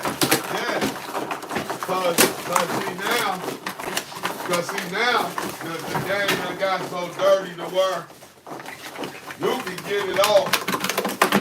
You can get it off without being in some paperwork now. You know what I'm saying? Cause what's gonna get them more convictions? You always gotta be, everybody that do something like this gotta be in paperwork. Then a lot of people ain't gonna do it. Cause they ain't trying to be in no paperwork. But they done set it up to where now you can do it and you ain't gonna be in no paperwork. So the number of people that's willing to do it is gonna triple. You be surprised that the jails ain't empty. And they got them type of they done came up with that type of stuff now. You will think everybody in there trying to find a way out. Sure, that's what they doing, especially after they doing all that time. And your mind got tendencies to play tricks on you. You know, you'll wake up one day and say, man, it ain't no way I'll tell on nobody. And then the next day you will wake up and it'll be a possibility. Man, who, if I did do that, who would I do? You know what I'm saying? Then yeah, that's how they go. Dang, if I did do that, Who would I slide? who could I do that they wouldn't know about? Yeah, that's how they play that, man. And them dudes, man, and you can think they won't do it. That's the craziest thing in the world you can think. But once you done live to be a certain age and you done see so much, you don't doubt nothing no more. You know what I'm saying? You know anything is possible. You done seen killers turn around and bend over. And I mean, for real. Somebody going there, he was just taking, he just took 5, 6 lives, had the whole neighborhood scared of him because they know he'd whack everything. Yeah. And now you go in there and see him, and it blow your mind. You see him walking around, and he in love with a boy now. You know what I'm saying? Yeah, you be like, man, that dude was stone cold killer out there, man. I know this for a fact. And now he and her and he in love with a man. And you know, you like, wow. So yeah, once you see stuff like that, you don't doubt nothing. You know everything is possible. You can't trust nobody. I done seen dudes, man. I know one dude. He had just got out of jail, and he had just did a bit, and he did a nice amount of time, and he came home, and his partner, as soon as he came home, his partner gave him a pistol. And as soon as he pulled off with the pistol, the police pulled him over and said, "Where they gun at? Where they gun at?" And dude confused, like, what's up? What y'all want? He thinking he good to go. He thinking it's just, he getting pulled over, and the whole time the dude he just left from set him up. Sent him off with just a gun. Cause dude had to keep his thing going. You know what I'm saying? Yeah, when you get so big in the game, dog, you gotta pay. You gotta pay to play, dog. You gotta do favors. Or you can go lay down. That's the way they look at it. And then, so, you know, that's just like, that. To me, that's crazy, though.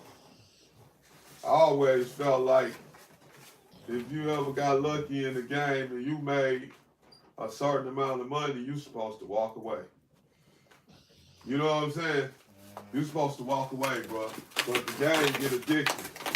The lifestyle is addictive. We was just talking about that, man. Yeah, the lifestyle addictive. You can't, you don't know how you go if you ain't, getting these bags of money and you still living.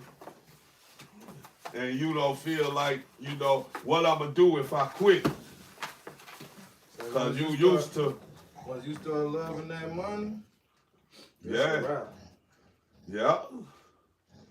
When you fall in love with it, for the love of money is the root of all evil, right? Yeah. And that's what that means for real. Like, for the love of anything. Yeah. That goes for drugs too. Shoot, some people fall in love with being high. And what would they do to get a fix? You fall in love with a Pepsi, that's you messed up. Man, yeah, you fall in love with drinking soda, you get bad kidneys. Mm-hmm. You know what I'm saying? Yeah. After a while. It don't always happen overnight, but it happens. But believe me, you get time enough to get out the way. Mm-hmm. When you make a certain run, dog, and you run up you some money, because if you hustling for real outside, you ain't playing 200,000 and stuff like that ain't nothing to get. You will get that in 2 or 3 months. But a person that now, you get that 2 or 3 months, the mind stays safe. Oh man, I just need a year run. You know what I'm saying? You just got 250.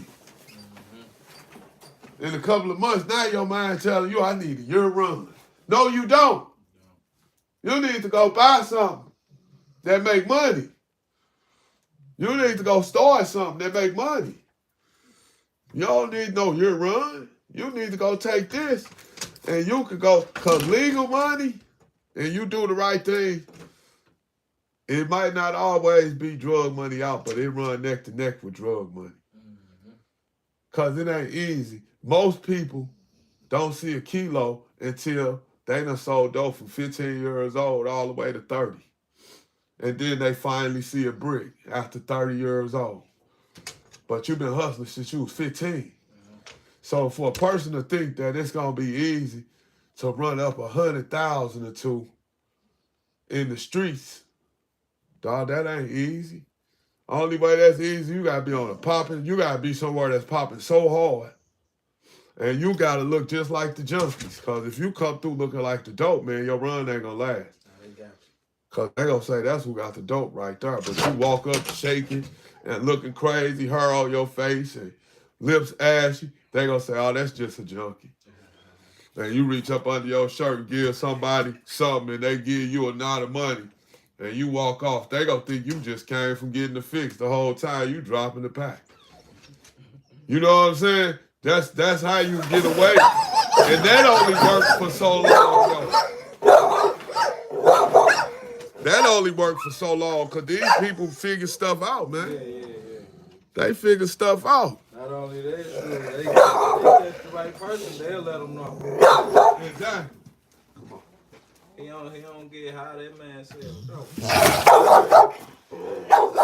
Yeah, he ain't no junkie. He been playing y'all. And y'all fell right for him. And that's the only way dudes like that get caught. That's how most people always get caught. Somebody tell on them. They been doing good and getting away forever. And then, boom, you got this one person right here that's jealous of you. You know what I'm saying? Yeah. Or you told him no about something, and he can't accept no for an answer. So I got something for him. Just like on Menace to Society, when dude got beat up, he told dude, we gonna see how funny it is when I show their ass this tape. I'm like, dang, where did that come from? I said, that nigga, he mad as boy. Yeah, he upset. He pissed off. He said it's gonna be funny when I show him this tape. Dude steady driving, talking about, boy, he whooped Joe, he kicked Joe. And you sitting there, you really got this, you got, man. Hey, dog. It's an evil world. It's the devil playground, right? You know, heaven up above. The earth down here is what they say God gave to Satan. Earth, this yours. Get on out of here. Go down there. And you ain't gonna be able to touch mine. I guarantee you, he told them that too. He told the devil that too. You can't touch mine. I'm gonna make sure mine's good. No matter what they do.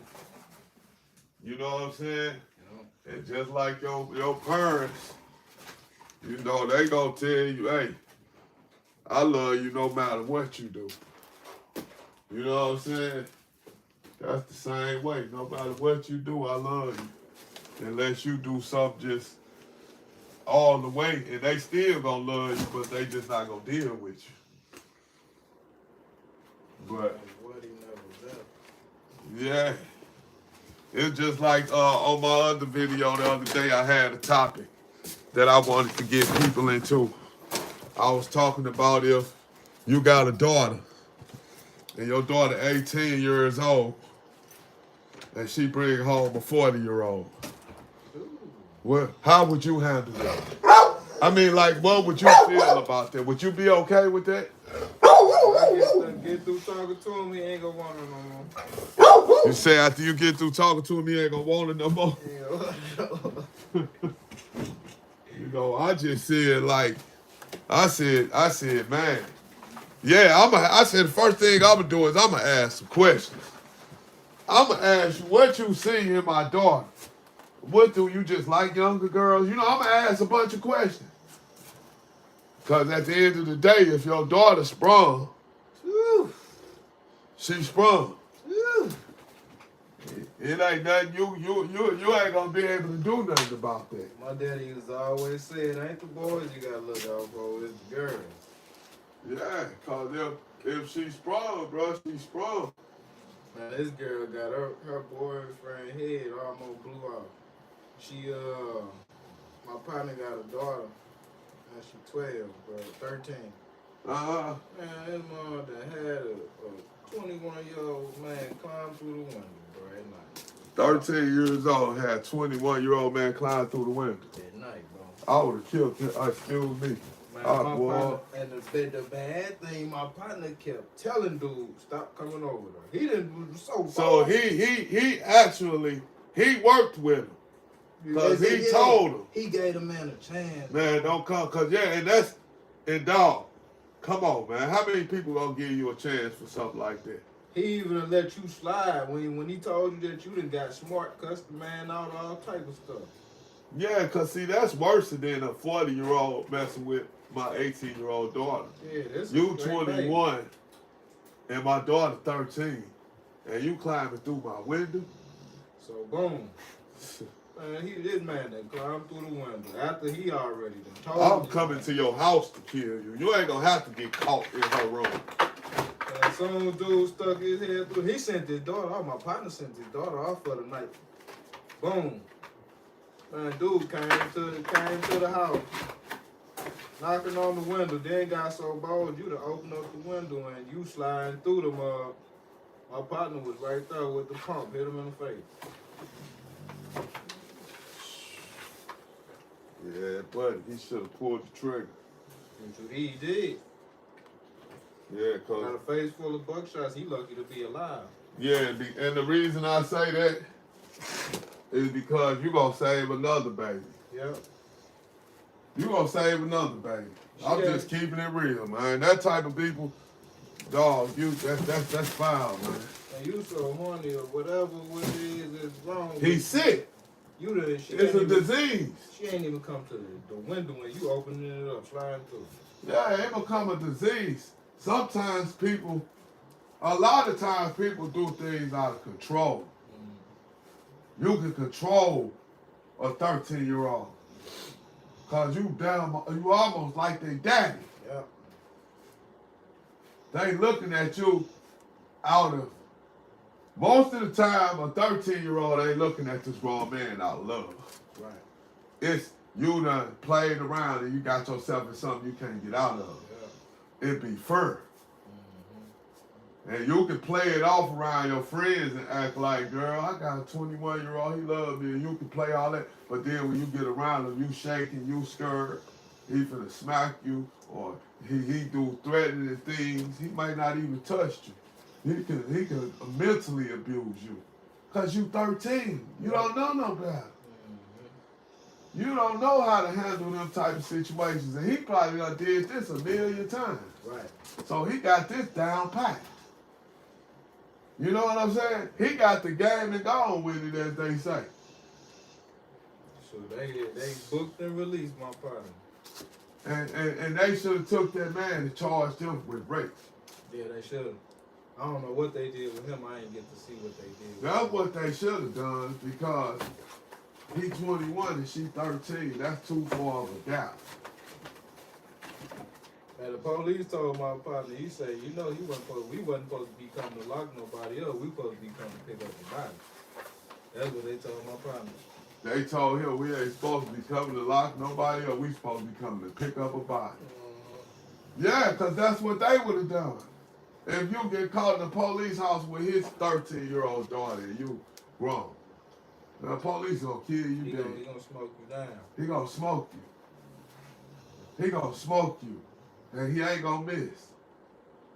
Yeah, he gonna, man, hey, I ain't gotta be no police. I could be on parole. And I ain't supposed to have a gun or none of that. Right. And dog, I'm up, man. I'm the best around to come and get you, bro. Over my daughter. Cause you can't never say what you won't do until you angry enough. You can always say, oh man, I wouldn't do this, I wouldn't do that if I was on this or on that. Ooh. But let the right amount of anger strike you. And then see what you would and won't do then. Ooh. Shoot. You hear people all the time saying what they will and wouldn't do until they get mad. They get mad, they done killed the baby mama. You know what I'm saying? And vice versa. The baby mama done killed the baby daddy. See, that's why I had to learn how to reset, man. Because it had got up on me like that before, man, to the point where, I straight think back now and be like, boy, what was wrong with me? Yours more so protecting yours. And yours was the one in the wrong. But they know how to play like they ain't. Yeah. So all you doing was what you were supposed to do. But somebody was playing on you. And then playing on them, because they know, oh, you just don't know, my baby daddy will kill you. Bro. Some girls know that. Bro. Then they mess with dudes and they play with them on that. They control them with that. And it kind of happened like that, and I had to have a talk with mine. Like, look, don't put me in no more position like that. Yeah. I'm gonna take care of him, but this your family. This what you gotta deal with. Just make sure don't nobody mess with him. Right. That was my whole thing. That time when I was like, I know. you know what I'm saying? Yeah. Don't make me have to do that no more. Cause I done had it through my mind, bro. I wasn't right. I wasn't right at that time. But like you said, when it come down to protecting yours, bro, you never know what you gonna do till that time come. Yeah. You can say all this, say all that, just like you said. But when they hit you, you mad enough. You going through enough stuff. All right. Yeah. Let's see how you feel now. You could be. It's done been times where I've been in relationships and I don't hit on women, right? But a girl that pissed me off enough to where and told me some shit like, oh, I called the police. Just because they want you removed from their stuff. Mm-hmm. And so I'm standing at the window with the window open and got an AR-15. And just waiting on, because I'm thinking the police really coming. Because in my mind, I'm finna show this girl how crazy I am. Because I'm dead upset. I'm irrational right now. And when I went down and went to sleep, and guess what? A month later, you still be with that same guy. And then the situation come back up, and then they asked you, like, why did you have the kitchen window open that day? Yeah. And you like, I'm glad they didn't come. Yeah. Because I was going to show you how crazy I am. Because I was that upset at the time. If they would have came, man, yeah, I wouldn't be here right now. And I really know that. And you know, sometimes you can say, I know this. Because I was there. And it was stupid. It was stupid. And then you look at your blessings and you say, I'm glad they didn't come. Because you look at all these other situations now. And you like, man. It's important to have that reset, man. It's important. You a got to. A lot of times you don't purposely reset. But when you reset, that's when you get to look and be like, man, I was tripping, man. Yeah, you go over it with yourself. And you talk about it and you realize and you be like, next time I got to do something different. Because I should have thrown my life away. And you know when you finna really throw your life away. Like, that's real, bro. When you get in jail, and see, I done been in jail with dudes who wasn't never going home. I done had conversations with them. And then I'm not stupid. I got a good mind to look at stuff, and I know how to examine things. That's like one of my gifts. And I always looked at how they always see people coming and going, coming and going. Somebody go home from jail every day. And you stuck her, and he might have came in her, it was only in her for 7 months. And he went right back home. And you'd have been in her. And then say he come back. And you see him when he come back. And you been in her for 20 years. And that ain't even put a dent in your time. That 20 ain't even put a dent in your time. Because you might got 70. So you still got 50 to do. So you just like, people get mad at them type of people in jail, bro. Yeah, I can see that. Yeah, that's why they be saying you don't tell nobody how much time you got when you go to jail. Or you don't tell people what you in jail for. Certain secrets and certain things you just keep to yourself. My nephew won't even tell me how much time he got on the phone. They say his mama say he's supposed to be coming home soon, but he like, I can't tell you.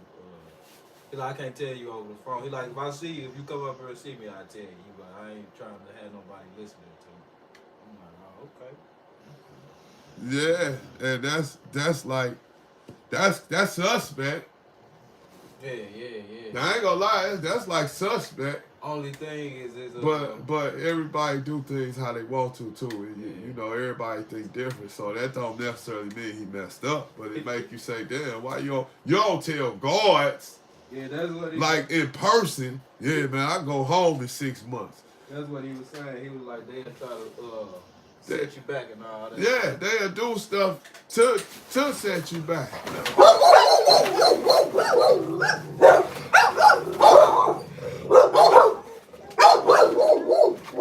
They'll do whatever. Dog, when I was on my way home, and I ain't had long, I probably had 2 months left. That guard came into my cell, bro, and checked my cell 3 times in 1 week. And the last time he checked my cell, I was sitting in there watching television when he came in. And he just walked in and just started looking around. And you know, I get up because I know what he doing. So I'm finna walk out because that's what you do. Right. And he told me, oh, you cool, go on and chill. And I said, no. I said, man, what you trying to set me up? Right. He like, oh, man, I would never do that. And I was like, why not? I said, you been here 3 times this week. What you think in here? Right. I said, but you want me to believe you won't do that. But you only supposed to check my stuff once every 30 days. You can check it 1 time on the day shift every 30 days and 1 time on the night shift every 30 days. Then they supposed to mark you off and they ain't supposed to come back for 30 days. Unless somebody dropped the kite and they got mandatory reasoning to come back. Man, that sounds miserable. You sound like a miserable person. Boy. Yeah, and I'm telling you though, and he kept coming in and he really told me that, like, oh man, I wouldn't do that. And then ain't no cameras in those cells. So if they come in your cell with you, that's a blind spot. He could have gave you some drugs. He could have gave you anything. And that'll get you put under investigation if the warden or somebody just happened to run cameras back because somebody said that guard was in that cell with that inmate. And they go look at the camera and see the guard go in your cell and don't see no inmate come out the cell, then bam, they can put you right up under investigation because you ain't supposed to be in no blind spots with no guard. That's one of their rules. You know what I'm saying? Yeah, that's a rule, bro. Yeah, it's crazy because my nephew just told me too. I'm like, what you be doing now, working out? Cause he ain't been there long. He like, nah, man, I be standing in my cell to myself. He like, I just be watching how these other people move up here. He like, all they do is gossip like little girls. I'm watching them gossip behind each other back and talk about each other. Yeah. And then they come down and come sit and talk to you. And then the penitentiary, everybody got game in the penitentiary. They'll come down and look at you and talk to you for a second and ask you where you from. You know, they'll ask you the questions that they gonna use against you. And they'll throw stuff out there and hope they just hit it right. Man, you got an uncle. What's your uncle name? And a green person gonna say, Mike. Oh man, yeah, my uncle. I got an uncle named Mike. I got an uncle named Court. And they'd be like, he dark-skinned, and he just happened to get lucky. And the answer, yeah, y'all, he dark-skinned. He did dude so green, he started telling you, yeah, he dark-skinned. He got a bald head. He carry a full beard. Man, yeah, I know him. Yeah, he still be hanging out over there in the same spot. Hey, he mess around and say something you just told him. Yeah, he got that bald head, don't he? Yeah, they told you that. Yeah, they ask you questions that they don't know. He's still hanging out over there. Yeah, and you supposed to, when you ain't green, you supposed to look up and say, where was he hanging out at the last time you do? Hanging out where? Yeah. And then when he say the wrong answer, you're supposed to get straight up with him. Like, hey man, quit playing with me, dog. Go the hell on. Go. Cause we gonna have a problem. Cause I see you play games. Yeah. And that's how you supposed to come. And if you ain't got no nuts, you ain't gonna come like that. And they know when they got one. You know when you got somebody scary, bro, because they'll just keep asking you for stuff, and you'll keep giving it to them, and they know, oh, I got him. You know what I'm saying? Because they be gone for so long, prison mess up your thinking. You know, prison make you sit and look at a woman and jack off every day. And the woman looking over her ain't paying you no attention. You got some that like it, that will watch. But you got the ones that ain't into that, but they just ain't gonna jam you because they know you going through something. You incarcerated, so I ain't gonna pay him no mind. But the dude end up at the desk, arm on the desk, now he in her face, talking, and he thinking that she really falling. And then he'll try the unthinkable. Go buy a card off canteen and write a note in it, write a little letter in it to her and give it to her and say, her. Man, she turn around, cuff up. Cuff up. And you like, what's up? Cuff up. And next thing you know, you on the bus. You thought she really liked you. You really thought I liked you that much. You went and got a card and wrote my name and wrote something in it. She talking with the staff. This crazy ML. And it's a million people in there like that, bro. And you know, but this the thing too. Some dudes do it and it works. Hey, I know a nurse that work at up there in she work in Chicago in one of their prisons. Uh-huh. Man, this girl done got stabbed. In the past 2 weeks, she done got stabbed twice and beat up. Yeah, they don't play in there, man. Some of them guys, man, them dudes don't be playing. And I told her, I said, man, why they stabbing the nurse? I said, you cracking one of them. She told me, I can't. I'm the nurse. I don't even be on the cell block. I'm like, well, why they stabbing you then? She done had to get stitches and some more. Man, that's how they be. Hey, did you need this? No. You got some at home? I'm gonna get some. I ain't gonna be able to pull nothing off tonight. Oh, no, I'm just making sure you don't need coffee and go out here and get red dot. Yeah, that's gonna happen. I gotta get out here and finish getting these dogs. I still gotta go get these dogs in the basement, and I ain't even feed them because I'ma let them. I gotta go get them, and then I'ma run them out because I'ma let Red Dot run with Queen and them. Baby girl. Yeah. No, she can't. She don't let her out with them because Queen grabbed her. Oh, for real? Yeah, Queen grabbed her a while ago. In the backyard, Queen grabbed her right on her. It was on her front. It was on the front leg, but it was right there at the elbow bend. Man had her squealing like a pig. I was in the house, and I let them out, and I heard her start barking, and I know when she started barking aggressive, you know, Queen get aggressive. Queen looking at her size now. She ain't looking at her like no puppy like when she was a puppy. So when she started barking hard at Queen, you know, get on. And Queen grabbed her, and I heard it, and I was already almost up the steps when it happened, though. And she grabbed it as soon as I got to the door. And I made her let her go, but she was bleeding. Yeah, she was bleeding like a mom. And she still tried to run up on Queen, though. She ain't gonna. I was just finna say she ain't gonna play with nobody now. She gonna get Queen back if she get the chance once she get big and old enough. That's why I split them up. She ain't gonna play with nobody. Yeah, that's how they did my partner dog. They took a female over there though to his male, and they were trying to let him play around. She grabbed him by the ear one time. He had a gash on him.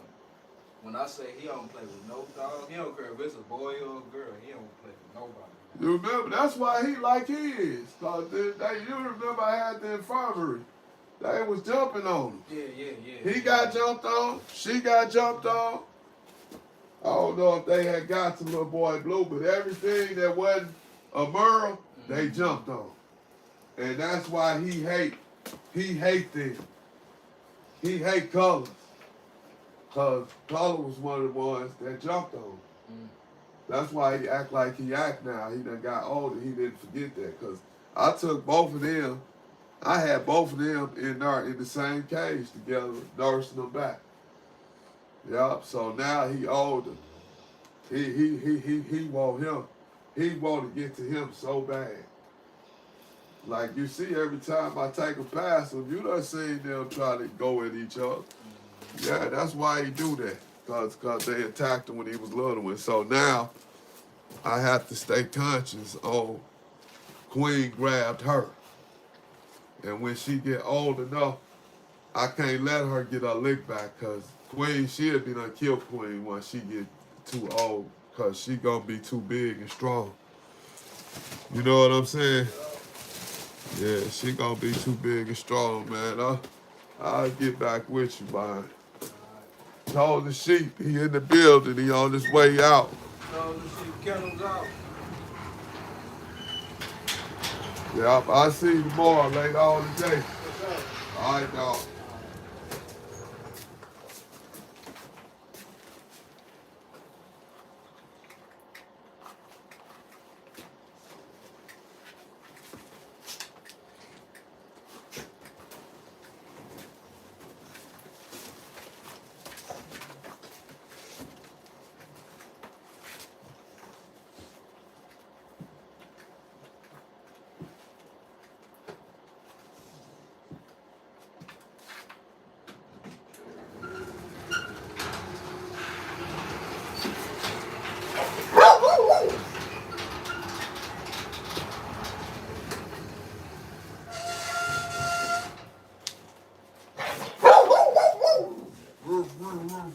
What?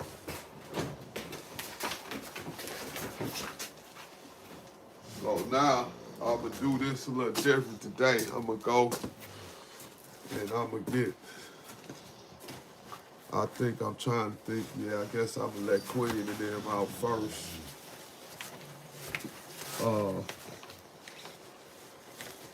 That's how I think I want to do it. I'm trying to figure this out. I gotta make sure I got everybody buckled in.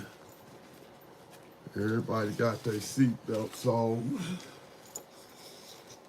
But I think I'ma just go on and let Queen and Selena come out first. So that way they can run with Red Dot. And Red Dot can have him a little fun with them. But I know that puppy, she gonna make all the noise in the world while they out running and she ain't out with them, so. But still, they gonna have her and Diego just gonna have to come out last.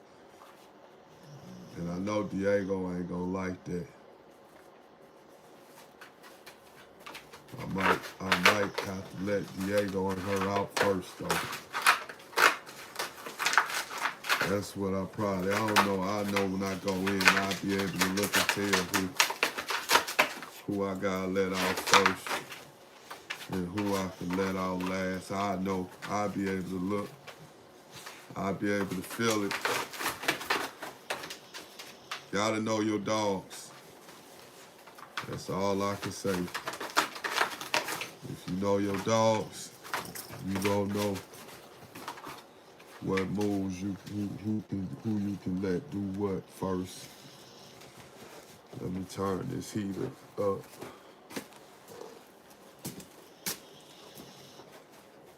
Last night I was out there, I lost my keys. I found them though.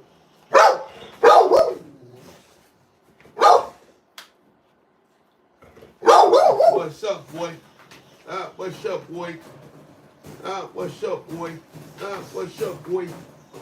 What's up, Colors? Get the water bottle.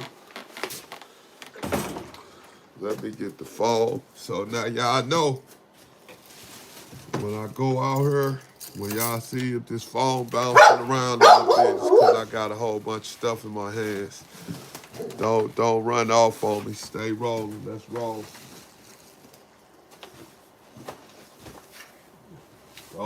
Don't take off on me. Cause you know I be seeing Cause this thing tell me how long people look at the videos, and a lot of people will come on and won't look at it for no longer than 20 seconds, and then they'll be gone. Stay on a couple of minutes. You ain't gotta come and go. You can stick around, hang around with me. I know I ain't no boring person. It's just them phones got so much to look at that people will be like, they'll go to something else and just stroll through, because that's just the natural reaction of these phones. So I already know, but come on, I'ma just start asking y'all to hang in. Look at it like y'all helping me build something. Because we can't build it. Anybody that's doing YouTube can't build it without the viewers. You can't do nothing if you ain't got viewers to help you. The viewers make it all happen, make it all possible.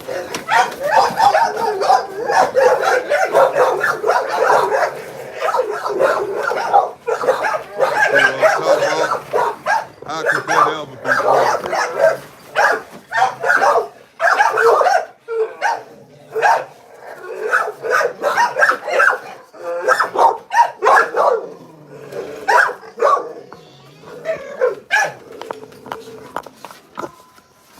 Hold on, Red Dot. I hear you, baby. Here I come. I'm finna go and get Queen in there so you can run with Queen in there. I got you, dog. Just chill. Just chill out. I'm gonna let you run with Queen in there.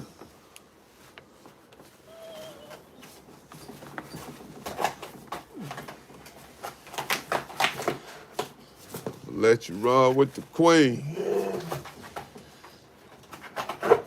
The master of disaster. He like, man, I ain't trying to hear all that. Whatever you gonna do, come on and do it. No, that's right. Let me close this door so they can get warm. All right, lovers. So, today we ain't gonna lose no keys. They be saying, hey, show your face. This how I look for people that want to see me. This me. It's me. You see where I got bit at? That's where that police dog bit me on my face right there. And on my lip. Right there. I had 60 stitches in my face from a police dog attack. It took me a long time to get back with dogs. When I was in jail, I had to get in the dog program because I was affected. I was scared of dogs for a while. There was a lot of dogs that when them dogs would walk past me, I used to tell them dudes, man, get your dog, man.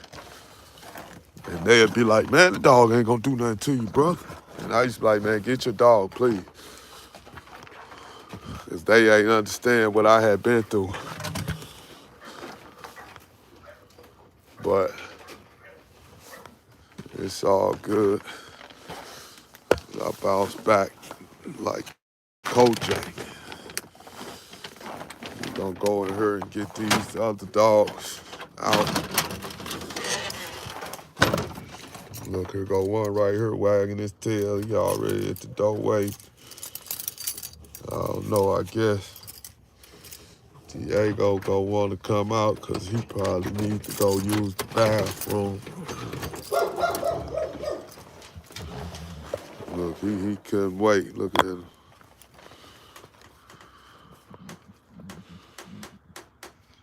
Don't piss on the trash bags, Diego. You smell them puppies in there.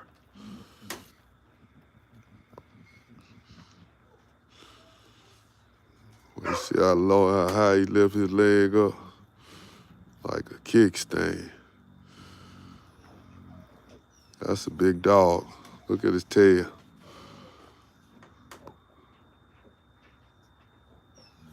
Hey, man, what you eating now? Come on, go potty. trying to blow it up. I got these gloves on. It's hard to blow it up with these gloves on. Let me see if I can do it.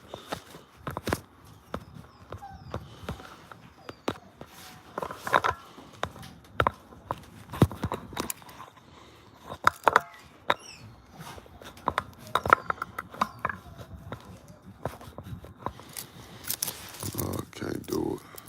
I have to take them off. It's cold out here. Hold on, boy. Here I come. I'm gonna let you out. Hold on. I'm coming to get you. Diego, go potty. Let's go.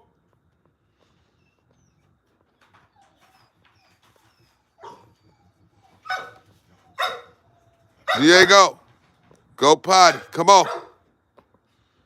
Leave it.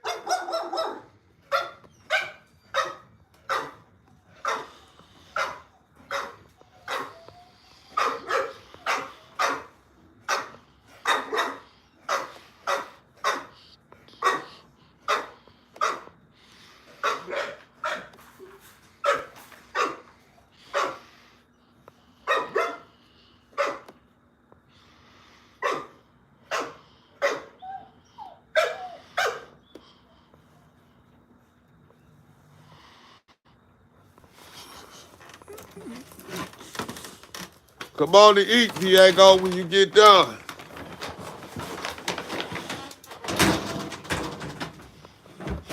Yeah, I know you done used it in there and all kind of stuff. I know. You can't help yourself.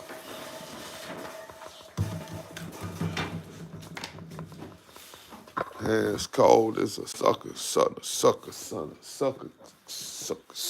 Diego ain't gonna stay out there long.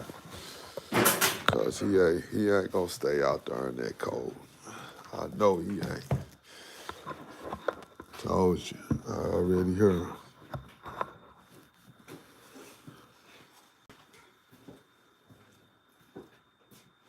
Come on, man.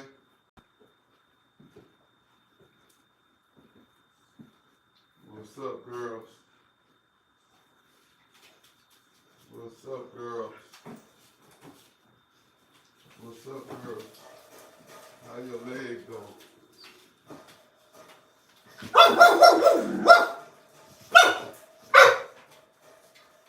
I'm kind of scared that my one girl, bully, I hope she ain't getting this.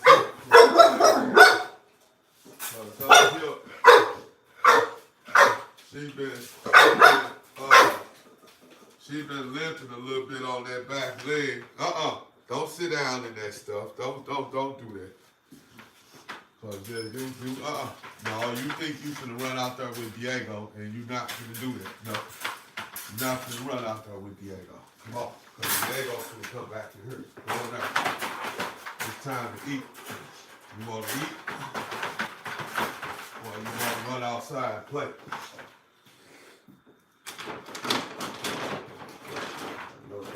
Where you want to eat. I know you the way I think I do. Hey girl, what y'all want to do? Y'all ready to eat?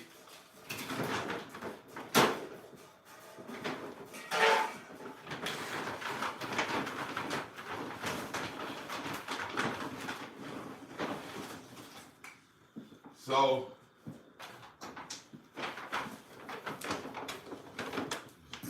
there you go. I'm gonna let the bullies go out next. She mad.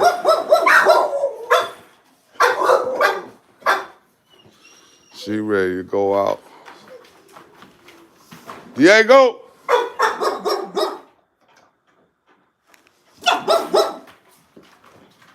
Diego out there drinking that water. Hey girls, y'all ready?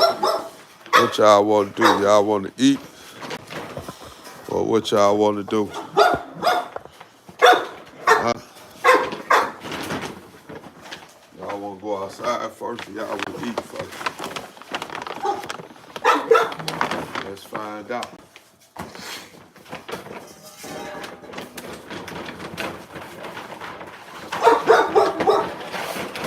This little girl right here of mine, she been limping a little bit. I hope she ain't got some hip dysplasia.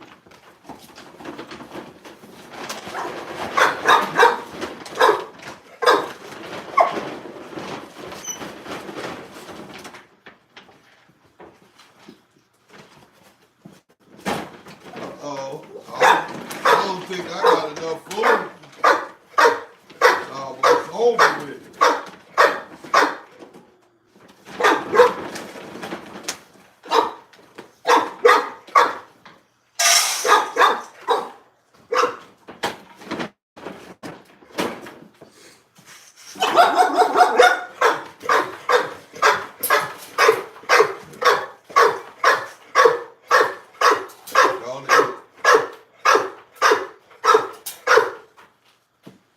You don't want to eat?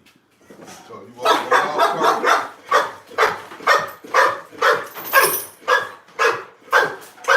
What you gonna do? Want to eat? Yeah,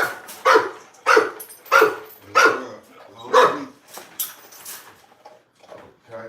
Diego, would you come on, man? There's something to eat.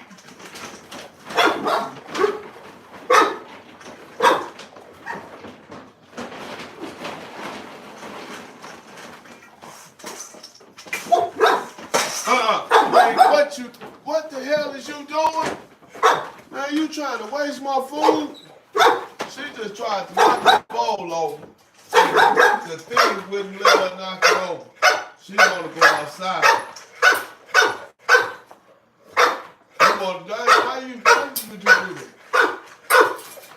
You trying to waste my money? Get back. Come on, because I don't let you go nowhere for doing this.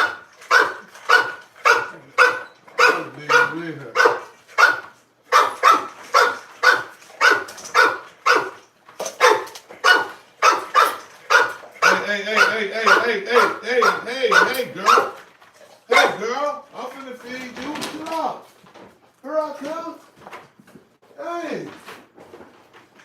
Chill out.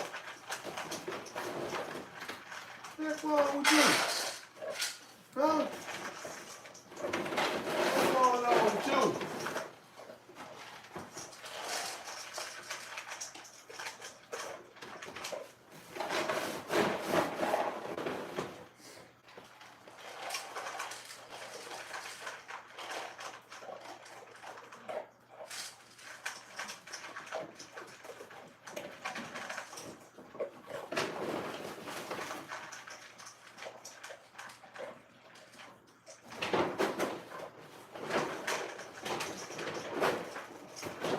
Diego, let's go.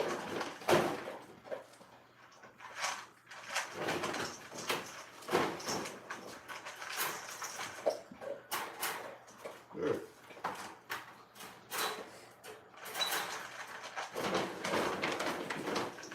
Diego, right now, come. Come, Diego. Diego, come.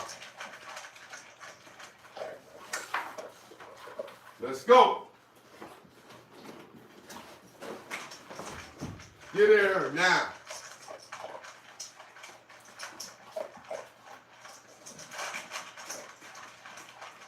Come on, man.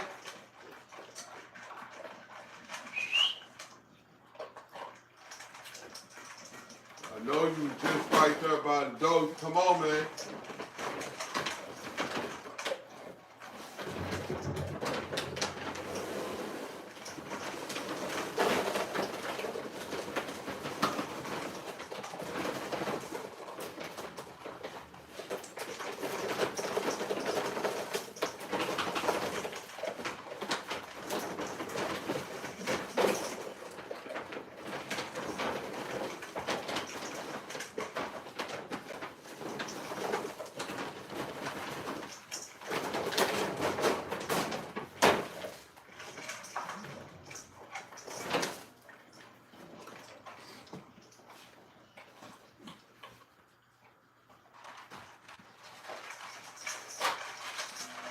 Diego, get Joe behind in this house right now.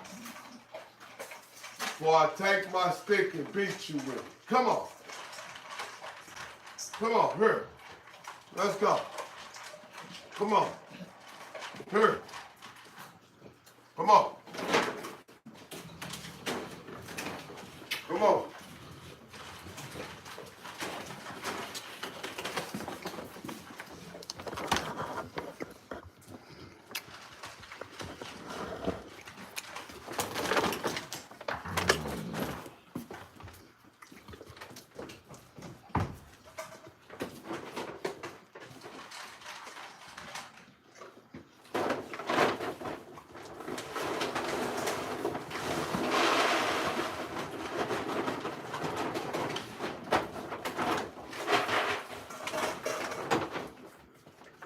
Go on in there. Go.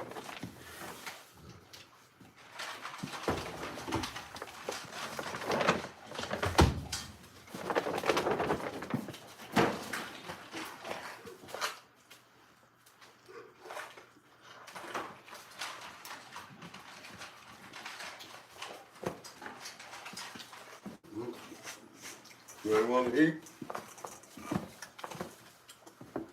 I'll feed you later.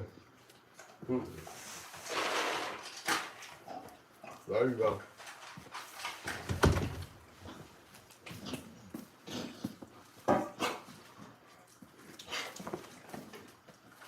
Keep talking.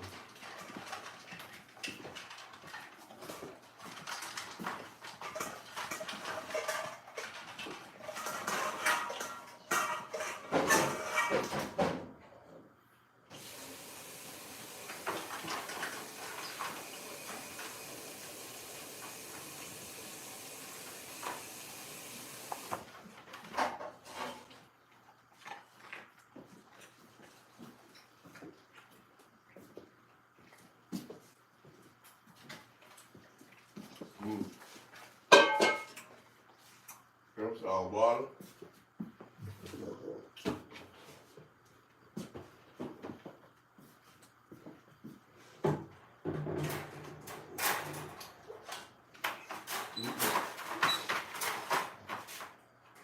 Hold on.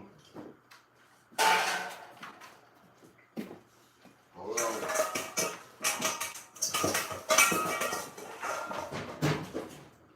Hold on.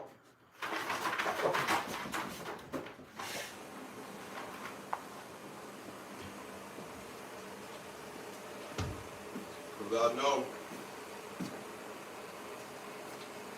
know there wasn't enough food for her.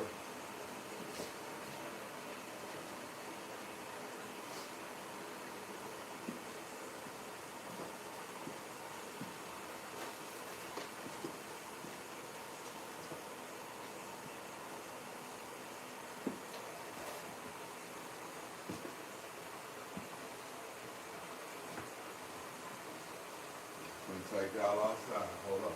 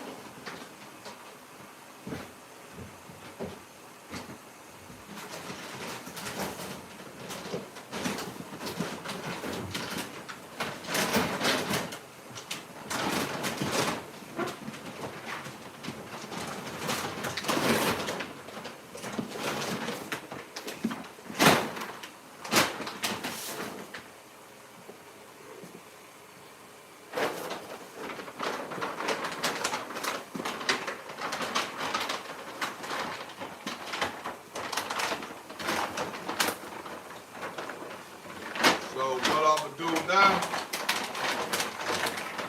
is I'm gonna let them go outside and run around. running around with Red Dot. The Red Dot out there waiting on him. He out there barking and making his little noise. But before I do that, I gotta straighten some things up. I just got a couple of quick little things I gotta do now. Just bear with me. And we outside. We outside. In 2 seconds, let this water get done filling up over here. Which is done.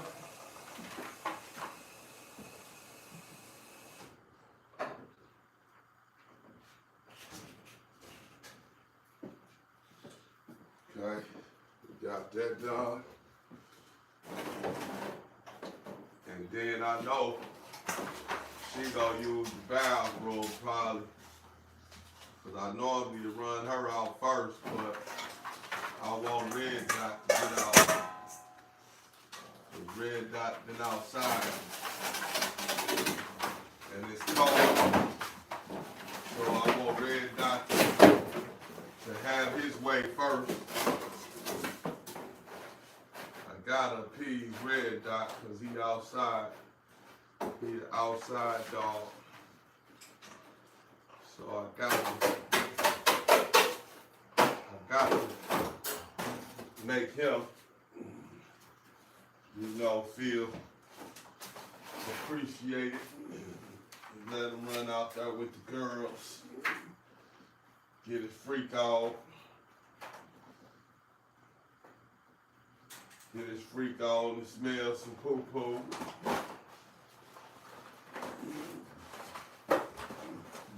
Let him put his nose in it. Y'all know how it go. Let him put his nose in it.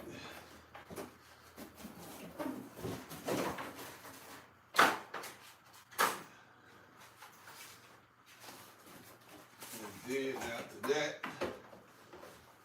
I'm gonna let the bullies out. I'm gonna let the barbers out. I really wish I could let them all out together like I used to, but it's too dangerous. It's too dangerous. Because they'll grab her and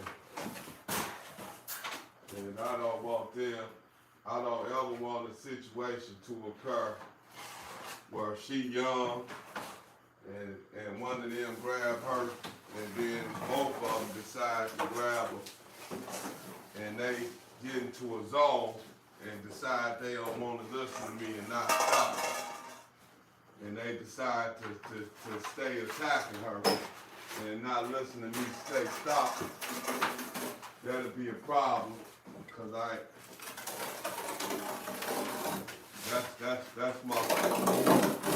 that's my baby girl right there. That's my youngest girl. You know the baby, you can't touch the baby.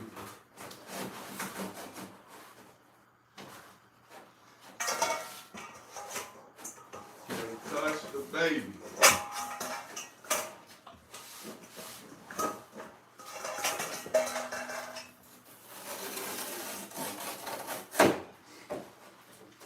Wondering how dudes make their name baby. How they put baby in their name sometimes, cause I can understand if you got your daddy's name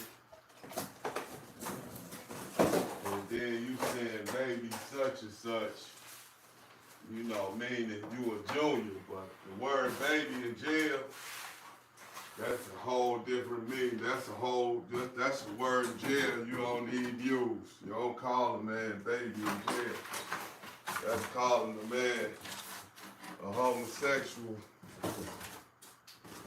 And then not just calling him a homosexual, you calling him the homosexual on the female side. You taking all his lineage away from him when you use that name. It means you calling him. You calling him you know what, basically. So, hold up.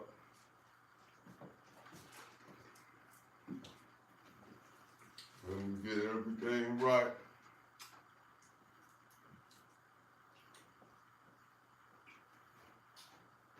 And so, I'm really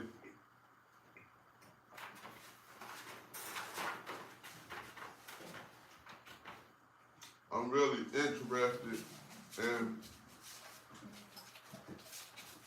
some of the answers for certain questions, like we was talking about. We talking about your daughter.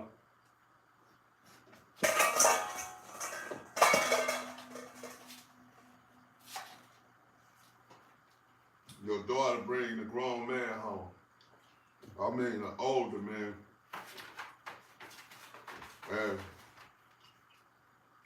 And she underage. Or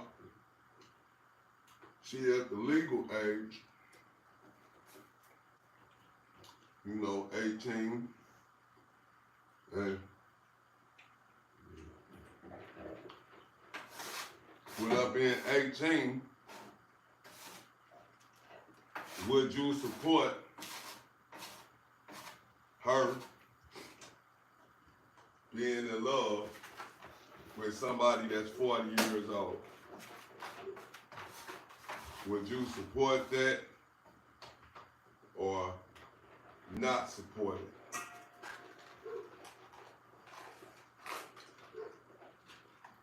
I really believe that you're gonna have some people that's willing to support it.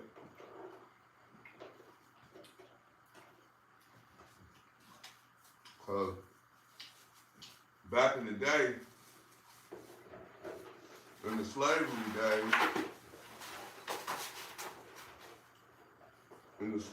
days,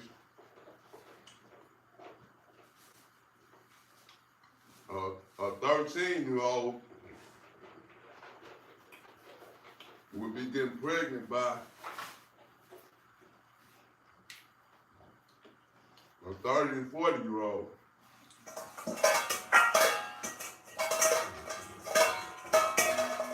And they was doing it more so back then, in the slavery days, for protection. They wanted somebody strong that could protect them from, the slave masters, the KKK, or just some old horny white men that'll come in and try to, have their way with the female. So they went and married older men for protection.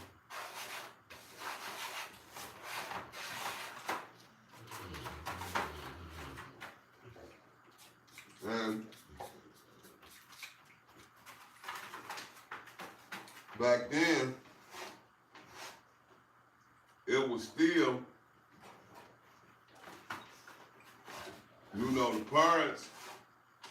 the parents would allow their child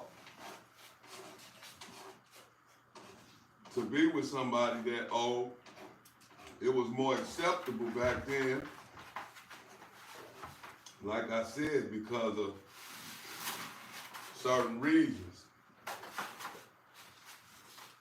It was more acceptable than it is now. Back then, it was acceptable. And like I said, and that was simply for different reasons. And I wonder if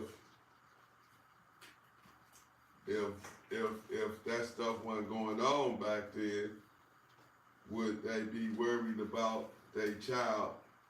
Would they allow their child to mess with somebody that old now? Because back then, the parents was giving the child away to the older person, you know. Telling the older person. They used to have to tell the black girls to not look so pretty because the slave master will want you if you was too pretty.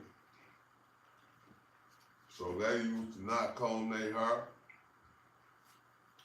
They wouldn't put them on no clean clothes because they don't want that man, they don't want that devil coming and trying to take them. So I understand it.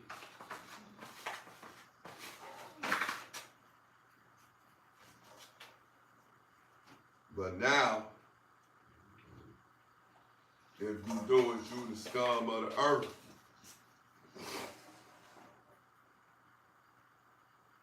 But back then, it was acceptable.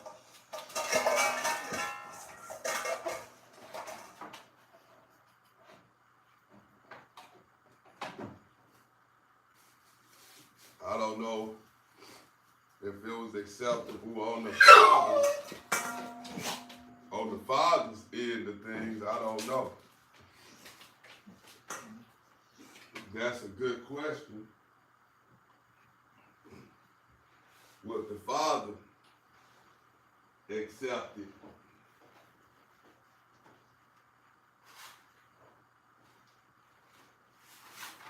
You know, the mother probably would. But then you gotta wonder if the father would or not. The father might have. The father might have wouldn't accept it. So, you know, and he probably would have. I don't know. That's a good, I really wonder.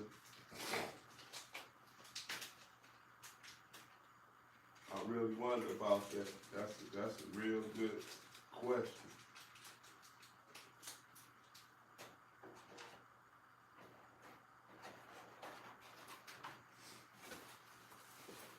Alright, so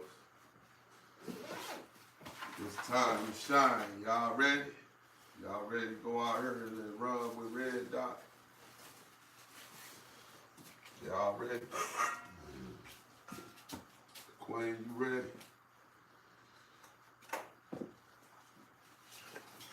Ready as I want to be, ready as I'm gonna be. I'm ready. Yes, I'm ready.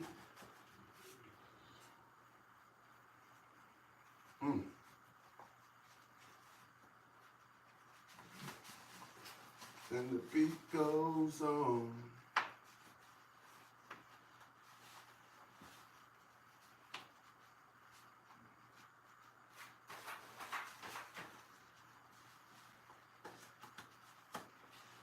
Trying to double up on the gloves. Put the smaller gloves on top. That ain't gonna work.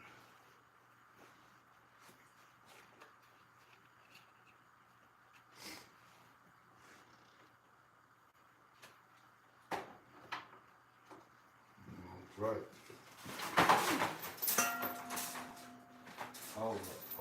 Hold up.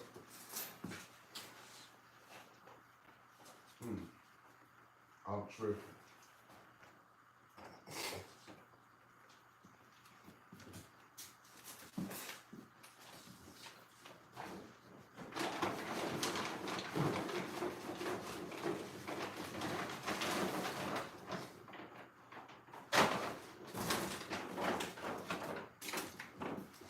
I gotta take Red Dot a bowl of food.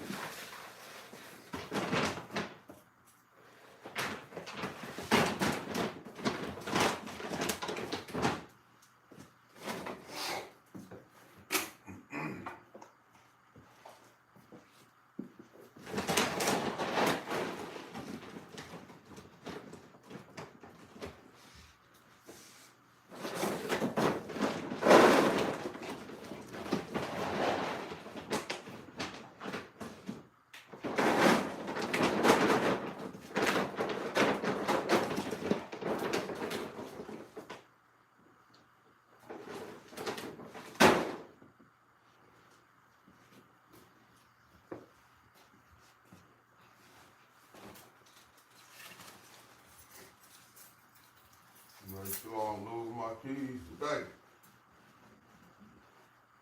Put these suckers on too. Sure they don't go nowhere now.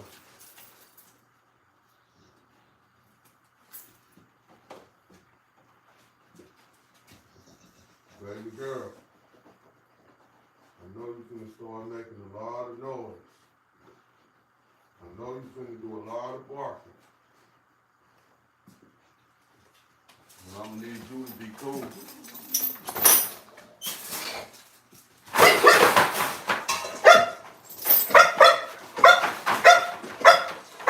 What I just tell you?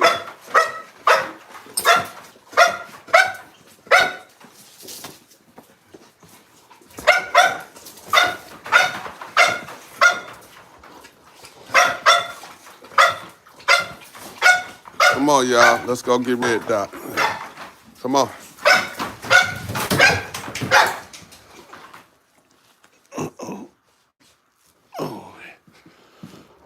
Holy moly.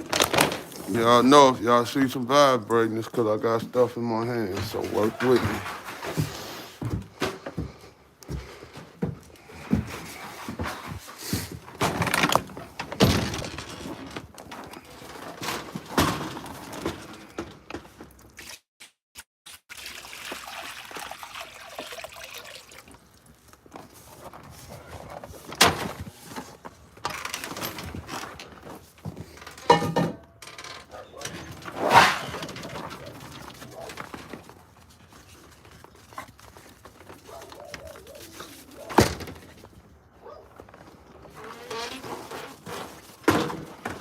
Come on. Let's go get rid of that.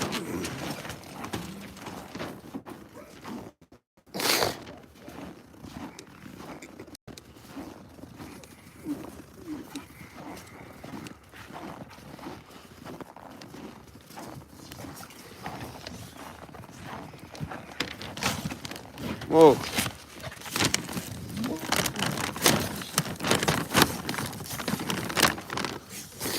Get down.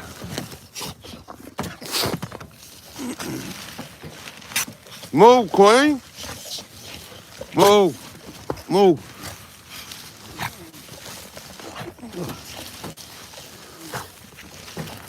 Boy, they love red dot.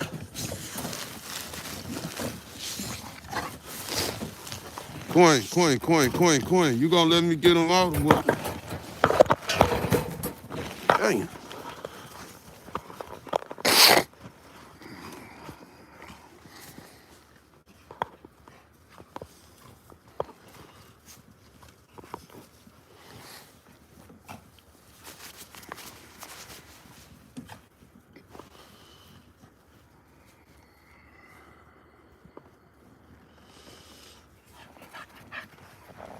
Here she go. She finna try to go up in this stuff. Look, she try to go in this house. Get out of there.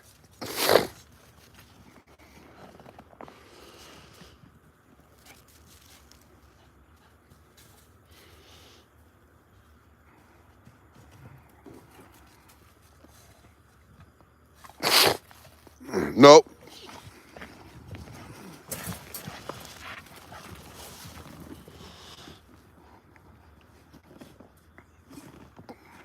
So these all standard bullies out here right now. Classic bullies.